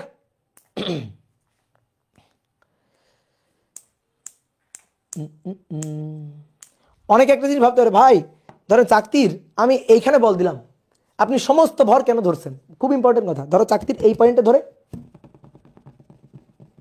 ঘুরালাম, তাহলে ভাই এই পয়েন্টে ধরে ঘুরালেন, এই পয়েন্টের ভরটুকু নেবেন, এই পয়েন্টের ভরটুকু নেবেন। পুরো ভর আপনি কেন নিলেন? সবার ভর আপনি কেন নিলেন? হ্যাঁ, ইম্পর্টেন্ট কোশ্চেন। চাকতির এই পয়েন্ট ধরে আমি ঘুরালাম, এই পয়েন্ট ধরে ঘুরালে এই পয়েন্টটুকুই ঘুরছে নাকি পুরোটুকুই ঘুরছে? বলো বলো, এই পয়েন্টটুকুই ঘুরছে নাকি পুরোটুকুই ঘুরছে? বলো, পুরোটুকুই ঘুরছে। তাহলে পুরোটুকু ঘুরলে পুরোটুকুর জন্য নিব না? তাহলে আমি আসলে এই পয়েন্টে ধরে বল প্রয়োগ করলেও, আমি আসলে এই পয়েন্টে ধরে বল প্রয়োগ করলেও আমি আসলে পুরো চাকতির উপরেই বল প্রয়োগ করছি। ঠিক আছে, পুরো চাকতির উপরেই বল প্রয়োগ করছি, এটাই হচ্ছে কথা। কি ক্লিয়ার? এই পয়েন্টে ধরে বল প্রয়োগ করছি মানে এইটুকুর উপরে বল প্রয়োগ করছি এমন না, পুরোটার উপরেই বল প্রয়োগ করছি। এই যে ফ্যানের যে মোটর থাকে না, ওই মোটরের সাথে এরকম পাখা থাকে, তো পাখা যখন ঘুরাই তখন পাখার কি একটা অংশ মানে এই জাস্ট এই অংশটা ধরে বল প্রয়োগ করলে এমন না, পুরোটাকেই ঘুরাচ্ছে, পুরোটার উপরেই কিন্তু বল প্রযুক্ত হচ্ছে, এইভাবে ঘুরাচ্ছে, পুরোটাকে এইভাবে ঘুরাচ্ছে। ঠিক আছে, এই এবার আসলে আমরা একটা জিনিস হিসাব করবো, সেটা হচ্ছে দ্বন্দ্ব বা টর্ক। মানে টর্ক তো হিসাব করলাম, দ্বন্দ্ব বা যুগল বা কাপল জোড়া বলের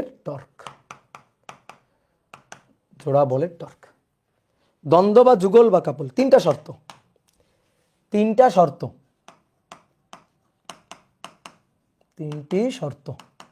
কি শর্ত?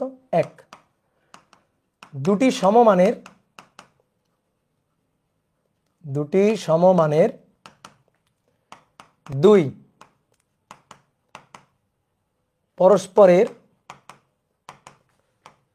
সমান্তরাল, এবং তিন, বিপরীতমুখী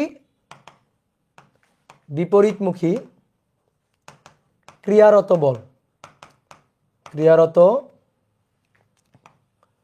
বলের জন্য লব্ধি টর্ককে দ্বন্দ্ব বলে।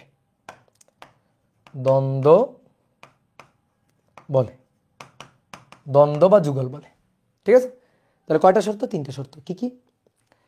দুইটা সমমানের বল হবে, পরস্পরের সমান্তরালে ক্রিয়ারত থাকবে, এবং পরস্পরের বিপরীতমুখী হয়ে প্রযুক্ত হবে, পরস্পরের ঠিক বিপরীতমুখী থাকবে।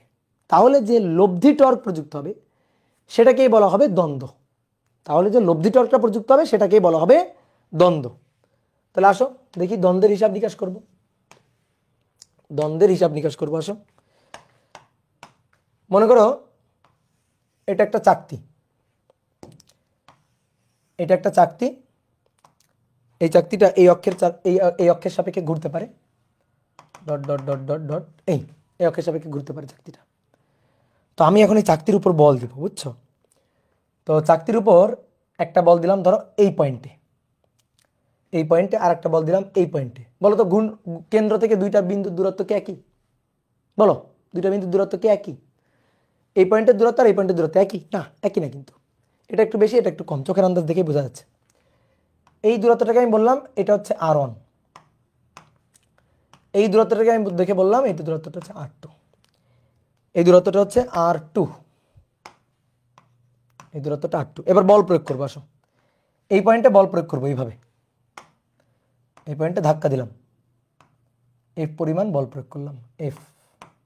ঠিক আছে, F পরিমাণ বল প্রয়োগ করলাম এদিকে, আর এই পয়েন্টেও ধাক্কা দিব, F পরিমাণ বল প্রয়োগ করব ওই দিক থেকে। কত বল?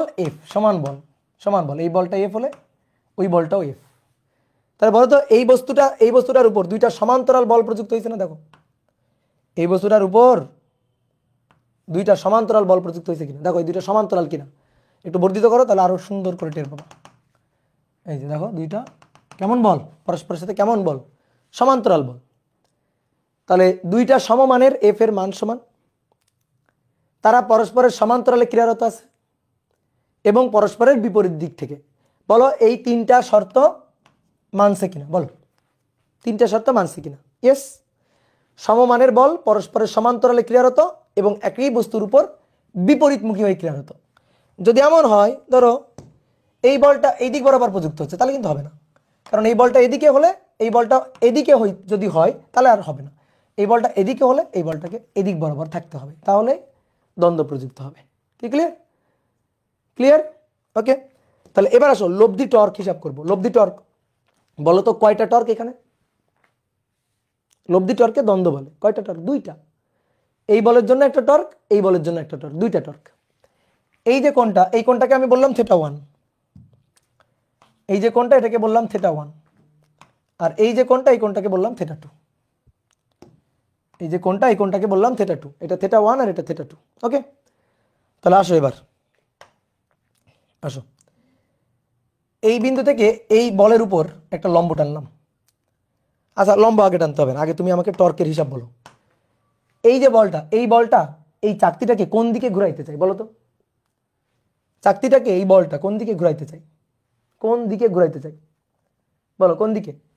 এই বরাবর ঘুরাইতে চায় না, এই দিক বরাবর ঘুরাইতে চায় না, তাহলে এর জন্য এই বলের জন্য এই টর্কটাকে আমি বললাম τ1।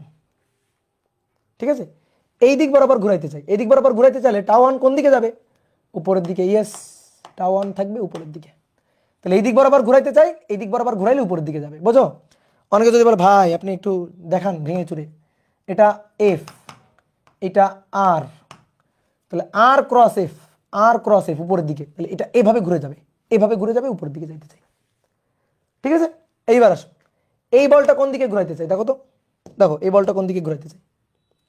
এই বলটা এই দিক বরাবর ঘুরাইতে চাই, এটা হচ্ছে τ2 এর ডিরেকশন, এই দিক বরাবর ঘুরাইতে চাই। দেখবা কেন এই দিক বরাবর ঘুরাইতে চাই? এই যে তুমি চিন্তা করো, ওই দিক দিয়ে ধাক্কা দিচ্ছ, তো ওই দিক দিয়ে ধাক্কা দিলে তো চাকতিটা এইভাবে এইভাবে ঘুরে যাবে, এটা কমন সেন্স। তাহলে এই বরাবর ঘুরাইতে চাই, তাহলে এই বরাবর ঘুরাইলে টর্কের ডিরেকশন কোন দিকে যাবে? টর্কের ডিরেকশনটা কোন দিকে যাবে? উপরের দিকে, নট নিচের দিকে। এই যে আমি জানি তোমরা ভুল বলবা, এটাকে ভুল বলছে পাগলাগুলা, এটা উপরের দিকে, নিচের দিকে না রে পাগলা, এটা উপরের দিকে। দেখো এটাও যেদিকে ঘুরাচ্ছে, এটাও যেদিকে ঘুরাচ্ছে, এটাও সেই দিকেই ঘুরাচ্ছে, একই দিকে ঘুরাচ্ছে। এই দেখো চাকতি, দেখো এই বলটা, এই বলটা এইদিকে ঘুরাইতে চাই, ওকে? আর ওই পাশের বলটা, দেখো ওই পাশের বলটা এইভাবে ধাক্কা দেয়, এইভাবে ধাক্কা দেয়, ঘুরাচ্ছে তো একই দিকে, এটা এদিকে, এটা এদিকে, এটা এদিকে, এটা এদিকে, বোঝা যায়? একই দিকে, সেম ডিরেকশন, সেম ডিরেকশন। এখন তুমি বলো ভাই একটু আপনি হাত ঘুরে দেখা দেন, ওকে আসো। তাহলে এইটা হচ্ছে এফ, এটা হচ্ছে এফ, এটা হচ্ছে আর, তাহলে আসো আর ক্রস এফ, দেখো এদিকে দেখো, আর ক্রস, আর ক্রস এফ কোন দিক? উপরের দিক। এই যে আর ক্রস গেল মুছে, আর ক্রস এফ কোন দিকে দেখছো? উপরের দিকে, বুঝলা? ঠিক আছে, কেউ হাসো না কিন্তু, কেউ হাসো না, আমি পড়ে গেছি দেখে কেউ হাসো না কিন্তু। ওকে, তাহলে দুটো টর্কই কিন্তু একই দিকে এইভাবে ঘোরাচ্ছে, এই যে এটা এই দিকে, এটা এই দিকে। তাহলে এই যে টর্কের ডিরেকশনটা দেখো, এই টর্কের ডিরেকশনটা উপরের দিকে, উপরের দিকে। তাহলে এই টর্কের ডিরেকশনটাও উপরের দিকে, মানে তুমি এভাবে চিন্তা করো, দুটো তো একই দিকে ঘোরাচ্ছে, কেউ কাউকে তো বাধা দিচ্ছে না, সাহায্য করতেছে।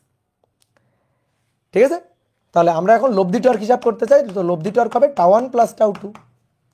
যদি বিপরীত দিকে হইতো তাহলে বিয়োগ করতাম, যদি এমন হইতো এটা এদিকে ঘুরাইতে চাচ্ছে আর এটা এদিকে ঘুরাইতে চাচ্ছে তাহলে বিয়োগ করতাম, কিন্তু এটা এদিকে ঘুরাইতে চাচ্ছে আর এটা এদিকে ঘুরাইতে চাচ্ছে, যোগ করব। ওকে, তাহলে এবার টর্কের সূত্র যেটা আমরা জানি ভাই, torque equal two RF sin θ। এর জন্য R1, এফ তো এফ কারণ সমমানের বল, sin θ1।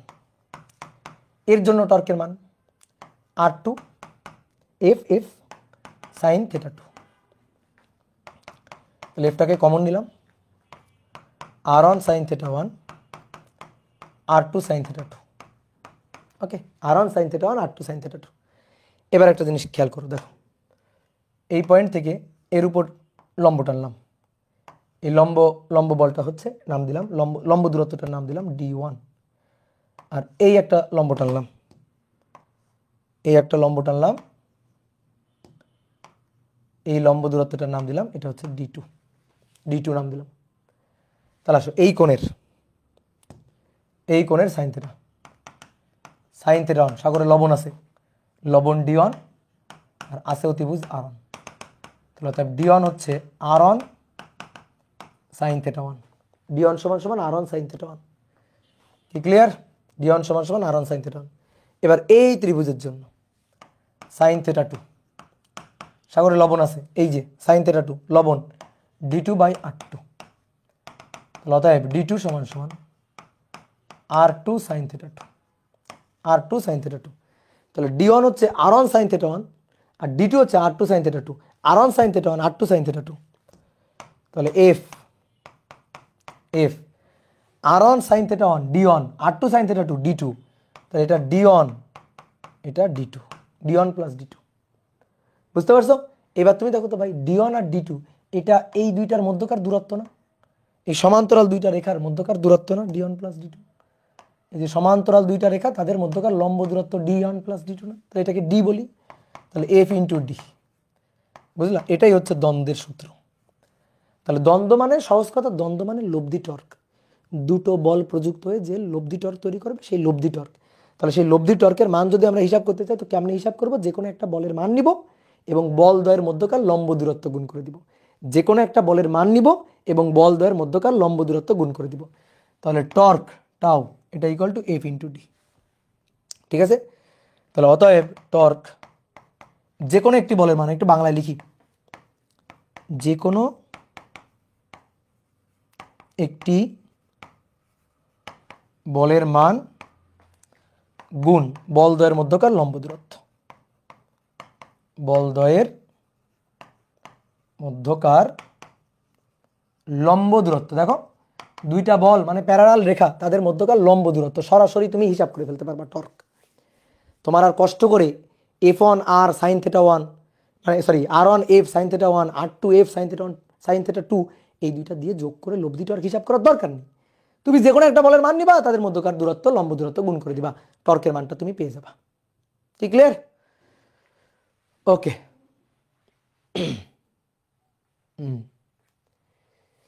Practice sheet hard math করাবেন না ভাইয়া? প্র্যাকটিস শিটে তোমাদের এই প্র্যাকটিস শিটটা নিউটনের বলবিদ্যার প্র্যাকটিস শিটটা, এটা আমি বারবার বলতেছি যে এই প্র্যাকটিস শিটটা ঠিকঠাক নাই। তোমাদের যে কটা ম্যাথ আমি ক্লাসে করাই দিই দিস ইজ এনাফ। তোমাদের অনেক অনেক মানে করো যে কঠিন কঠিন ম্যাথ ঢুকাই দিছে, আমি যেগুলো ক্লাসে করাই দিব এগুলো এনাফ। তারপর আমি চেষ্টা করব এই অধ্যায়টা শেষ হয়ে গেলে প্র্যাকটিস শিটের ম্যাক্সিমাম ম্যাথ করাই দেওয়ার, কোনো চিন্তা নেই, যাও আমি করাই দিব, কথা দিলাম। ঠিক আছে? থাকো, লেগে থাকো, আমার সাথে লেগে থাকো, তোমাকে সব করাই দিব, কোনো ব্যাপার না। শুধু ক্লাস করে যাও, দেখবা ক্লাসের পাহাড় জমে গেছে এক সময়। তুমি শুধু খালি মাথায় রাখো আমি যা পড়াই তাই খালি বাসায় প্র্যাকটিস করবা, বেশি বেশি প্র্যাকটিস করবা। অনেকের মনে মনে করো মাথায় থাকে খাতায় থাকে না, ওই সরি খাতায় থাকে মাথায় থাকে না, উল্টা বলছি। সেই কারণে বেশি বেশি করে প্র্যাকটিস করবা, বেশি বেশি প্র্যাকটিস করবা, যা পড়াবো তাই প্র্যাকটিস করবা, একটু একটু একটু একটু করে অনেক কিছু পড়াবো, সেই জিনিসগুলো প্র্যাকটিস করতে হবে, বুঝলা? তাহলে টর্কের আদ্যপ্রান্ত কথাবার্তা শেষ, টর্কের আমরা ম্যাথ করব, কিন্তু আজকে না, আমরা আজকে একটু কৌণিক ভরবেগ পড়বো। তাহলে লিখো কৌণিক ভরবেগ। কৌণিক ভরবেগ যে টর্ক বোঝে সে কৌণিক ভরবেগটাও বুঝবে। কৌণিক ভরবেগকে এল দিয়ে প্রকাশ করা হয়। তাহলে আমরা চট করে কৌণিক ভরবেগটা একটু লিখে ফেলি, চট করে কৌণিক ভরবেগটা লিখে ফেলি সংজ্ঞাটা। তাহলে কোনো বস্তুর ব্যাসার্ধ ভেক্টর, রেডিয়াস ভেক্টর, কোনো বস্তুর ব্যাসার্ধ ভেক্টর, ব্যাসার্ধ ভেক্টর ও ও রৈখিক ভরবেগের, রৈখিক ভরবেগের, রৈখিক ভরবেগের ভেক্টর গুণনকে, ভেক্টর গুণনকে কৌণিক ভরবেগ বলে, কৌণিক ভরবেগ বলে, কৌণিক ভরবেগ বলে। এটা হচ্ছে কৌণিক ভরবেগের ডেফিনেশন। আসো চিত্র আঁকি তাহলে। তাহলে ভালো করে শোনো আগে, কৌণিক ভরবেগের জন্য বস্তুকে ঘুরতে হবে, নট নেসেসারি দ্যাট। আমি কৌণিক ভরবেগ হিসাব করব, বস্তুকে ঘুরতে হবে, নট নেসেসারি দ্যাট। বস্তু যদি লিনিয়ার সরল রৈখিক পথেও চলে, লিনিয়ার মোশনও গতিশীল থাকে, তাও তার কৌণিক ভরবেগ থাকে, তাও তার কৌণিক ভরবেগ থাকে। খটকা লাগলো না শুনে? ইয়েস, কথাটা কারেক্ট। বস্তু যদি সরল রৈখিক পথেও গতিশীল থাকে তাও তার কৌণিক ভরবেগ থাকে। এবার কৌণিক ভরবেগ আছে কি নেই সেটা ডিপেন্ড করবে আমি বস্তুটাকে কোথা থেকে অবজার্ভ করতেছি তার সাপেক্ষে, সেই পয়েন্টের সাপেক্ষে। তাহলে কৌণিক ভরবেগ সেই পয়েন্টের সাপেক্ষে আমরা হিসাব করব। তাহলে প্রথমে আগে মানে সাধারণ কৌণিক ভরবেগের মানে চিত্রটা বা ডেফিনেশনটা দেখো। ধরো এই একটা বস্তু সরল রৈখিক পথে লিনিয়ার মোশনে বস্তুটা চলতেছে, সরল রৈখিক পথে ভি বেগ নিয়ে চলতেছে, বস্তুর ভর এম, সরল রৈখিক পথে এইভাবে বস্তুটা চলতেছে। এইবার তুমি দাঁড়ানো আসো এই পয়েন্টে, তুমি ধরো এই পয়েন্টে আসো, ঠিক আছে, তুমি ধরো এই পয়েন্টে অবস্থান করতেছো, তাহলে এইটা হচ্ছে তোমার ও বিন্দু, অবজারভার পয়েন্ট এটা। তুমি এই বিন্দুর সাপেক্ষে ওই বস্তুটাকে অবজার্ভ করবা, তাহলে ওই এই বিন্দুর সাপেক্ষে ওই বস্তুটাকে অবজার্ভ করলে যে কোনো মুহূর্তের, ধরো কোনো মুহূর্তে বস্তুটা এই বরাবর আসতেছিল, কোনো মুহূর্তে বস্তুটা এখানে আসে, তাহলে কোনো মুহূর্তে যদি বস্তুটা এখানে থাকে তাহলে এখান থেকে এই যে দূরত্বটা, এই দূরত্বটা হচ্ছে ব্যাসার্ধ ভেক্টর আর, ঠিক আছে। একটু পরে বস্তু যদি এখানে চলে যায়, ধরো বস্তু এখানে চলে গেছে, তাহলে তখন কিন্তু ব্যাসার্ধ ভেক্টর হবে এইটা, বুঝলা, তখন কিন্তু ব্যাসার্ধ ভেক্টর হবে এইটা। যখন বস্তুটা এখানে চলে গেছে তখন কিন্তু ব্যাসার্ধ ভেক্টর হবে এইটা, যখন বস্তুটা এখানে চলে গেছে তখন কিন্তু ব্যাসার্ধ ভেক্টর হবে এইটা, মাথায় রাখিও কথাটা। তাহলে ধরো বস্তু এই বরাবর চলতেছে, বস্তু এই বরাবর চলতেছে, তো এইখানে বস্তুটা মানে আছে কোন একটা মুহূর্তে বস্তুর অবস্থান এইটা, ধরো টি সময় বস্তুটা এখানে আছে, ধরো এখান থেকে চলা শুরু করে এই বরাবর এসে এখানে আসছে কেবল। তাহলে এই পয়েন্টে যখন আমি অবজার্ভ করছি এখান থেকে, মানে আমি এখানে অবস্থান করতেছি, তাহলে এখান থেকে এই বস্তুর এই যে দূরত্বটা, এই দূরত্বটা হচ্ছে রেডিয়াস ভেক্টর আর, ব্যাসার্ধ ভেক্টর। এইবার বস্তুর বেগ হচ্ছে ভি, রৈখিক বেগ ভি। তাহলে রৈখিক বেগ যদি ভি হয়, কৌণিক ভরবেগের ডিরেকশন কোন দিকে হবে? সরি, কৌণিক ভরবেগ বলতেছি, রৈখিক ভরবেগের ডিরেকশন কোন দিকে হবে? এটা হচ্ছে রৈখিক বেগ ভি। আচ্ছা, রৈখিক ভরবেগ পি না, P equal to M V না? এম এর কি কোনো দিক আছে? নাই, এম এর কোনো দিক নাই। তাহলে দিকটা কার? ভি এর। ভি এর দিকই পি এর দিক, ভি এর দিকই পি এর দিক। তো ভি তো এই বরাবর, তাহলে ভি যদি এই বরাবর থাকে তাহলে পিও হবে এই বরাবর। ভি যদি এই বরাবর থাকে তাহলে পিও হবে এই বরাবর, পি। কি কথা বুঝছো? ভি যেদিকে পিও থাকবে সেই দিকে, ভি যেদিক বরাবর পি থাকবে সেদিক বরাবর। ডান, কথা ক্লিয়ার? তাহলে ভিটা এদিক বরাবর, ভিটা সরল রৈখিক পথে এদিক বরাবর, তাহলে পিটাও এই একই বরাবর থাকবে। এই এই এই এই এই কি হলো?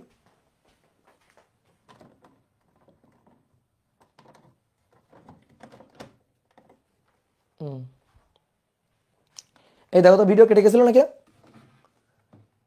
হঠাৎ করে মনিটর বন্ধ হয়ে গেল না, এটা কেমন কথা? এটা তো ভালো কথা না।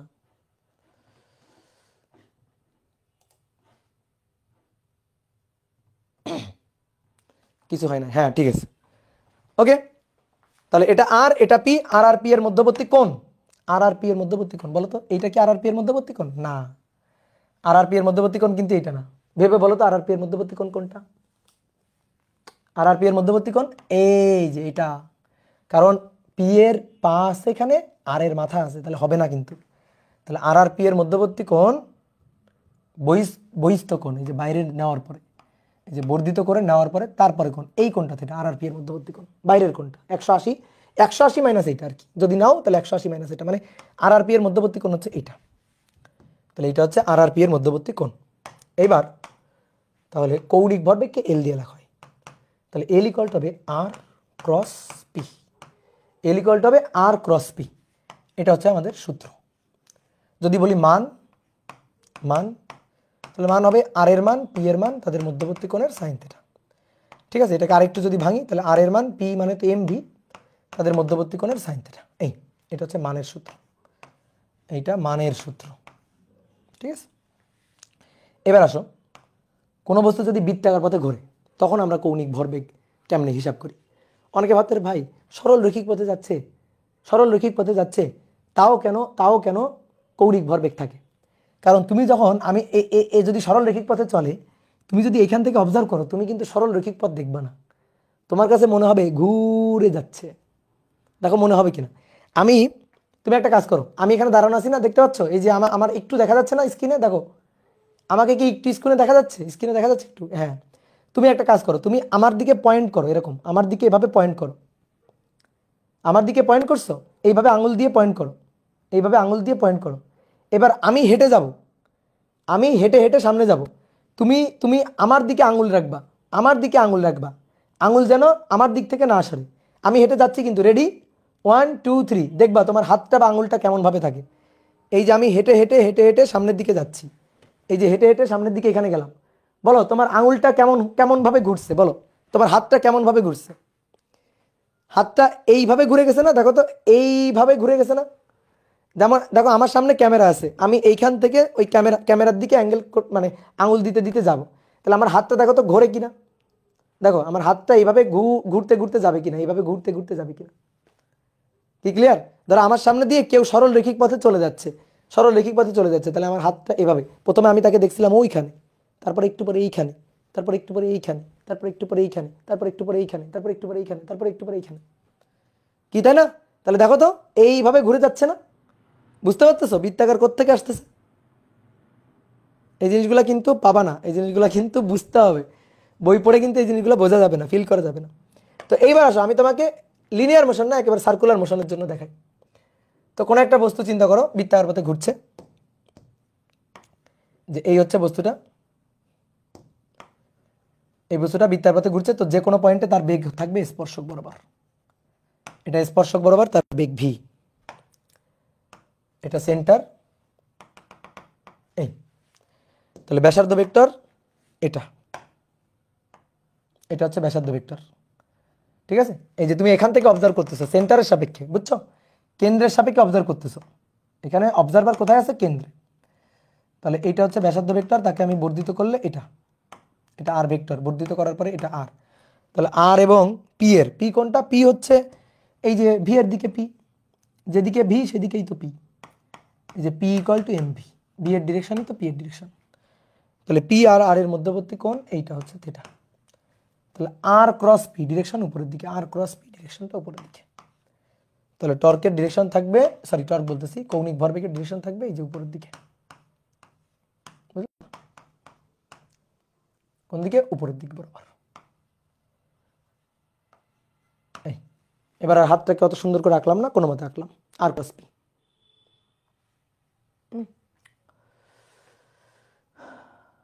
ওকে, তাহলে এটা ব্যাসার্ধ ভেক্টর আর, আর এটা ভি, তো ভি বরাবর পি, আর আর পি এর মধ্যবর্তী কোণ থিটা, ঠিক আগের মতো আর আর এফ এর মধ্যবর্তী কোণ যেমন থিটা ছিল। তাহলে এই যে স্পর্শক বরাবর কোণটা, এই কোণটা থিটা, যেহেতু বৃত্তার পথে ঘুরলে এই কোণটা 90 ডিগ্রি বলতেই পারি, এখানে এই ক্ষেত্রে 90 ডিগ্রি বলতে পারি, সব ক্ষেত্রে 90 হবে এমন কোনো কথা নেই, এই ক্ষেত্রে আমরা বলতে পারি 90 ডিগ্রি, ঠিক আছে? এই ক্ষেত্রে বলতে পারি 90 ডিগ্রি। তাহলে আর ক্রস পি এর ডিরেকশন এ, বলো তো পি ক্রস আর হলে কি হবে? পি ক্রস আর হলে তো নিচের দিকে, তাহলে কেউ যদি লেখে L equal to P cross আর, তাহলে সে ভুল লিখবে, এটা লেখা মানে ভুল, তারে একেবারে পাবনায় পাঠিয়ে দিবা, এটা যদি কেউ লেখে, যেটা লিখলে সে পাগল, এটা লিখলে হবে না, এটা লিখলে ডিরেকশনটা ঠিক পাওয়া যাবে না, ওকে? এটা লিখলে ডিরেকশনটা ঠিক পাওয়া যাবে না, ওকে? এবার তাহলে এবার আমরা একটা সূত্র প্রমাণ করব, সেটা হচ্ছে কৌণিক ভরবেগ, কৌণিক ভরবেগ L equal to I omega, কৌণিক ভরবেগ L equal to I omega, এই সূত্রটা আমরা প্রমাণ করতে চাই। তো চলো ঠিক আগের মতো, আচ্ছা বলো তো P equal to I omega,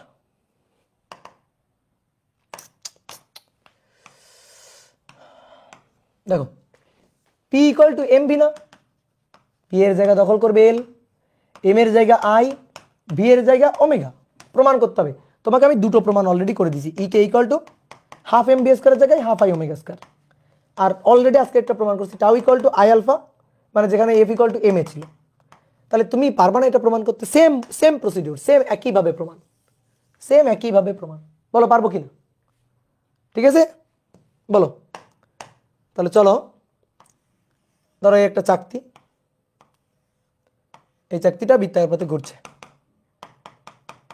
বৃত্তাকার পথে ঘুরছে,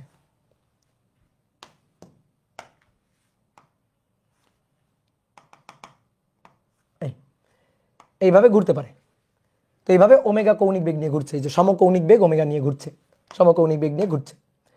তো এই বস্তুর উপর এই বস্তুটার উপর তো অসংখ্য বিন্দু আছে, অসংখ্য বিন্দু বিন্দু বিন্দু বিন্দু ভর নিয়ে এই বস্তুটা তৈরি, এরকম অসংখ্য বিন্দু বিন্দু ভর নিয়ে এই বস্তুটা তৈরি। তাহলে এটা আর ওয়ান, এটা এম ওয়ান, এটা আর টু, এটা এম টু, এটা আর থ্রি, এটা এম থ্রি, এটা আর ফোর, এটা এম ফোর, আর ফোর, এটা এম ফোর, এটা আর এন, এটা এম এন, বুঝলা? ঠিক আছে, তাহলে আমি যদি এই চাকতিটাকে ঘুরাই, তাহলে চাকতির উপর এই বিন্দুটাও ঘুরে, এই বিন্দুটাও ঘুরে, এই বিন্দুটাও ঘুরে, সব বিন্দু ঘুরে। চাকতিটাকে ঘুরাইলে চাকতির উপর কিছু কিছু বিন্দু থেমে থাকে আর কিছু কিছু বিন্দু ঘুরে নাকি? দেখো তো, ঠিক পড়ে গেল। এই যে এই চাকতিটাকে ঘোরাবো, তাহলে সব বিন্দুই ঘোরে। তাহলে সব বিন্দু ঘোরালে সব বিন্দুর জন্য কৌণিক ভরবেগ নিব। তাহলে আমি এখান থেকে জাস্ট একটাকে তুলে নিয়ে আসি, জাস্ট m1। তাহলে m1 মনে করো এইভাবে ঘুরতেছে, এটা হচ্ছে এর ঘূর্ণন অক্ষ। তাহলে এইভাবে ঘুরলে তার বেগ, স্পর্শক বরাবর বেগ, এই যে স্পর্শক বরাবর বেগ v, তাহলে বেগের ডিরেকশনই p এর ডিরেকশন আর কি, বেগের ডিরেকশন p এর ডিরেকশন। আর এটা হচ্ছে r, এটা হচ্ছে r। তো এই কোণটা কিন্তু 90 ডিগ্রি। কেমনে? স্পর্শকের সাথে ব্যাসার্ধের কোণ 90 ডিগ্রি। বুঝতে পারছো? 90 ডিগ্রি দেখতে মনে না হলেও 90 ডিগ্রি বুঝে নিতে হবে অন্তরের দৃষ্টি দিয়ে। এটা ব্যাসার্ধ ভেক্টর r1, তাহলে এটা হচ্ছে এর জন্য p1। তাহলে আমি এর জন্য কৌণিক ভরবেগ হিসাব করতে চাই। তাহলে এর জন্য কৌণিক ভরবেগ হিসাব করলে L1 ইকুয়াল টু সূত্র r p sin 90 degree, r1 p1, r1 p equal to mv, তাহলে m1 v1, v equal to omega r। তাহলে r1 m1 v equal to omega r, তাহলে ওমেগাই হবে r1। তাহলে m1 r1 square omega, m1 r1 square omega. No, এইবার বলো তো m1 এর কৌণিক ভরবেগ কোন দিকে? উপরের দিকে L1। m2 এর কোন দিকে? উপরের দিকে L2। m3 এর কোন দিকে? উপরের দিকে L3। তাহলে সবার কোন দিকে? উপরের দিকে, কি তাই না? বলো বলো বলো, সবারই কোন দিকে? সবার কোন দিকে? সবার কোন দিকে? m1 এর জন্য এইভাবে ঘুরলে উপরের দিকে, এই যে ধরো এইভাবে ঘুরতেছে, এইভাবে ঘোরাচ্ছি, তাহলে r ক্রস p উপরের দিক, r ক্রস p উপরের দিক, r ক্রস p সবার জন্য কোন দিকে? উপরের দিকে। তাহলে আমি যদি এর কৌণিক ভরবেগ টোটালটা হিসাব করতে চাই, L1 plus L2 plus L3 plus dot dot dot dot dot dot dot dot Ln, তাহলে L equal to m1 r1 square omega, m1 r1 square omega, m2 r2 square omega plus dot dot dot dot mn rn square omega. তাহলে এবার ওমেগাটা common নিয়ে নিলাম, m1 r1 square, m2 r2 square plus dot dot dot dot mn rn square. এবার চেনো এই জিনিসটা? চেনো? চেনা লাগে? চেনা লাগে? এটা i, তাহলে অতএব L equal to i omega, L equal to i omega. ঠিক আছে? ওকে, ক্লিয়ার। বাংলাদেশের কে কে হাত তোলো না? কেন, তুমি কি উগান্ডা থেকে আসছো? বলো।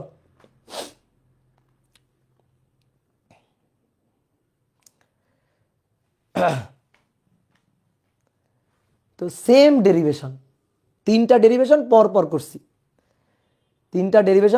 করছি। প্রান্ত দাস বলছে বুঝি না। এই এত বুঝতে হবে? এত বুঝলে হবে? হ্যাঁ, সব বুঝতে হয়? সব বুঝতে হয় না।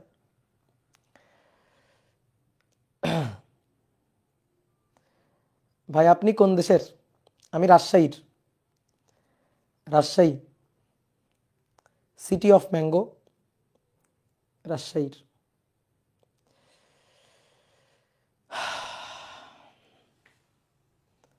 কি বলো, খুশি? তাহলে প্রমাণ হয়ে গেছে। এবার তোমাদের পড়া দিয়ে দিই, তোমাদের আজকে একটু পড়া দিয়ে দিই। কি পড়া হচ্ছে নিউটনের গতির 3টা সূত্রের কৌণিক ফরম্যাট পড়ে আসবা। আমি কিন্তু পড়া ধরবো, আর না পারলে কিন্তু জানলা দিয়ে ফেলে দিব। নিউটনের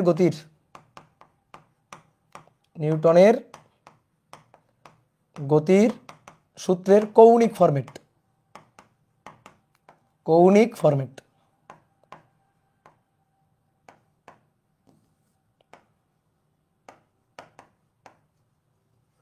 বুঝলা? যেমন বাহ্যিক বল প্রযুক্ত না হলে স্থির বস্তু চিরকাল স্থির থাকে, আর গতিশীল বস্তু সমবেগে সরল রৈখিক পথে চলতে থাকে। চেঞ্জ হয়ে যাবে। চেঞ্জ হয়ে কি হবে? বাহ্যিক টর্ক প্রযুক্ত না হলে বলের জায়গায় দখল করবে টর্ক। বাহ্যিক টর্ক প্রযুক্ত না হলে অঘূর্ণনশীল বস্তু, স্থির বস্তু চেঞ্জ হয়ে যাবে অঘূর্ণনশীল। তাহলে বাহ্যিক বল প্রযুক্ত না হলে চেঞ্জ হয়ে বাহ্যিক টর্ক প্রযুক্ত না হলে, আগে ছিল স্থির বস্তু চিরকাল স্থির, এখন হবে অঘূর্ণনশীল বস্তু চিরকাল অঘূর্ণনশীল। এবং আগে ছিল গতিশীল বস্তু সমবেগে সরল রৈখিক পথে চলতে থাকবে, এখানে হবে ঘূর্ণনশীল বস্তু সমবেগে সমকৌণিক বেগে আজীবন ঘুরতে থাকবে। বুঝলা? বলো পারবা কিনা, বলো পারবা কিনা? দ্বিতীয় সূত্রটা কি ছিল? দ্বিতীয় সূত্রটা কি ছিল? দ্বিতীয় সূত্রটা কি ছিল? দ্বিতীয় সূত্রটা ছিল বাহ্যিক বল প্রযুক্ত করলে বস্তুর ভরবেগের পরিবর্তন হবে এবং ভরবেগের পরিবর্তনের হার প্রযুক্ত বলের সমানুপাতিক। বল যেদিকে ক্রিয়া করবে বস্তুর ভরবেগের পরিবর্তন সেই দিকেই ঘটবে। একেবারে ঠুটস্থ সূত্র। তাহলে এখানে সূত্রটা কি হবে? কৌণিক ফরম্যাটের সূত্রটা কি হবে? যে টর্ক প্রযুক্ত হলে বস্তুর কৌণিক ভরবেগের পরিবর্তন হবে। আগে বল প্রযুক্ত হলে রৈখিক ভরবেগের পরিবর্তন, মানে ভরবেগের পরিবর্তন হতো। শুধু ভরবেগ বললে রৈখিক ভরবেগই বুঝবো। আর টর্ক প্রযুক্ত হলে কৌণিক ভরবেগের পরিবর্তন হবে। তাহলে কৌণিক ভরবেগের পরিবর্তনের হার প্রযুক্ত টর্কের সমানুপাতিক। আর টর্ক যেদিকে ক্রিয়া করবে কৌণিক ভরবেগের পরিবর্তন সেদিকেই ঘটবে। কত সহজ জিনিস, ঠিক আছে? জাস্ট যে রৈখিক ফরম্যাট বুঝে চেঞ্জে জাস্ট কৌণিক ফরম্যাট। তাহলে লাস্টেরটা কি? লাস্টেরটা হচ্ছে প্রত্যেক ক্রিয়ারই সমান ও বিপরীত প্রতিক্রিয়া বল আছে। তাহলে এখানে চেঞ্জ হয় কি হবে? প্রত্যেক ক্রিয়া বলেরই সমান ও বিপরীত প্রতিক্রিয়া বল আছে। এখানে চেঞ্জ হয় কি হবে? প্রত্যেক ক্রিয়া টর্কেরই সমান ও বিপরীত প্রতিক্রিয়া টর্ক আছে। বুঝতে পারছো? প্রত্যেক ক্রিয়া টর্কেরই সমান ও বিপরীত প্রতিক্রিয়া টর্ক আছে। এই হচ্ছে সূত্র, তিনটা সূত্র। তাহলে এই তিনটা সূত্র তুমি ভালো করে পড়বা, ফিল করবা, আর একটা জিনিস প্রমাণ করবা।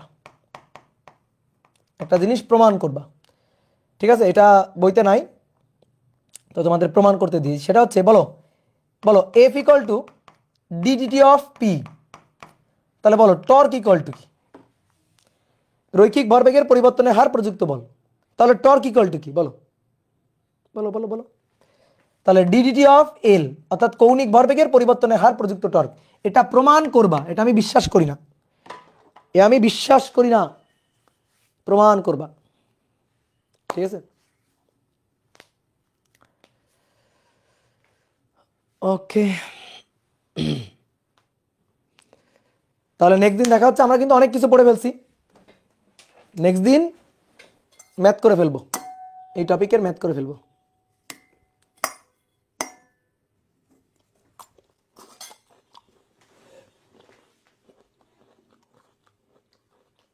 হাই দে কমেন্ট।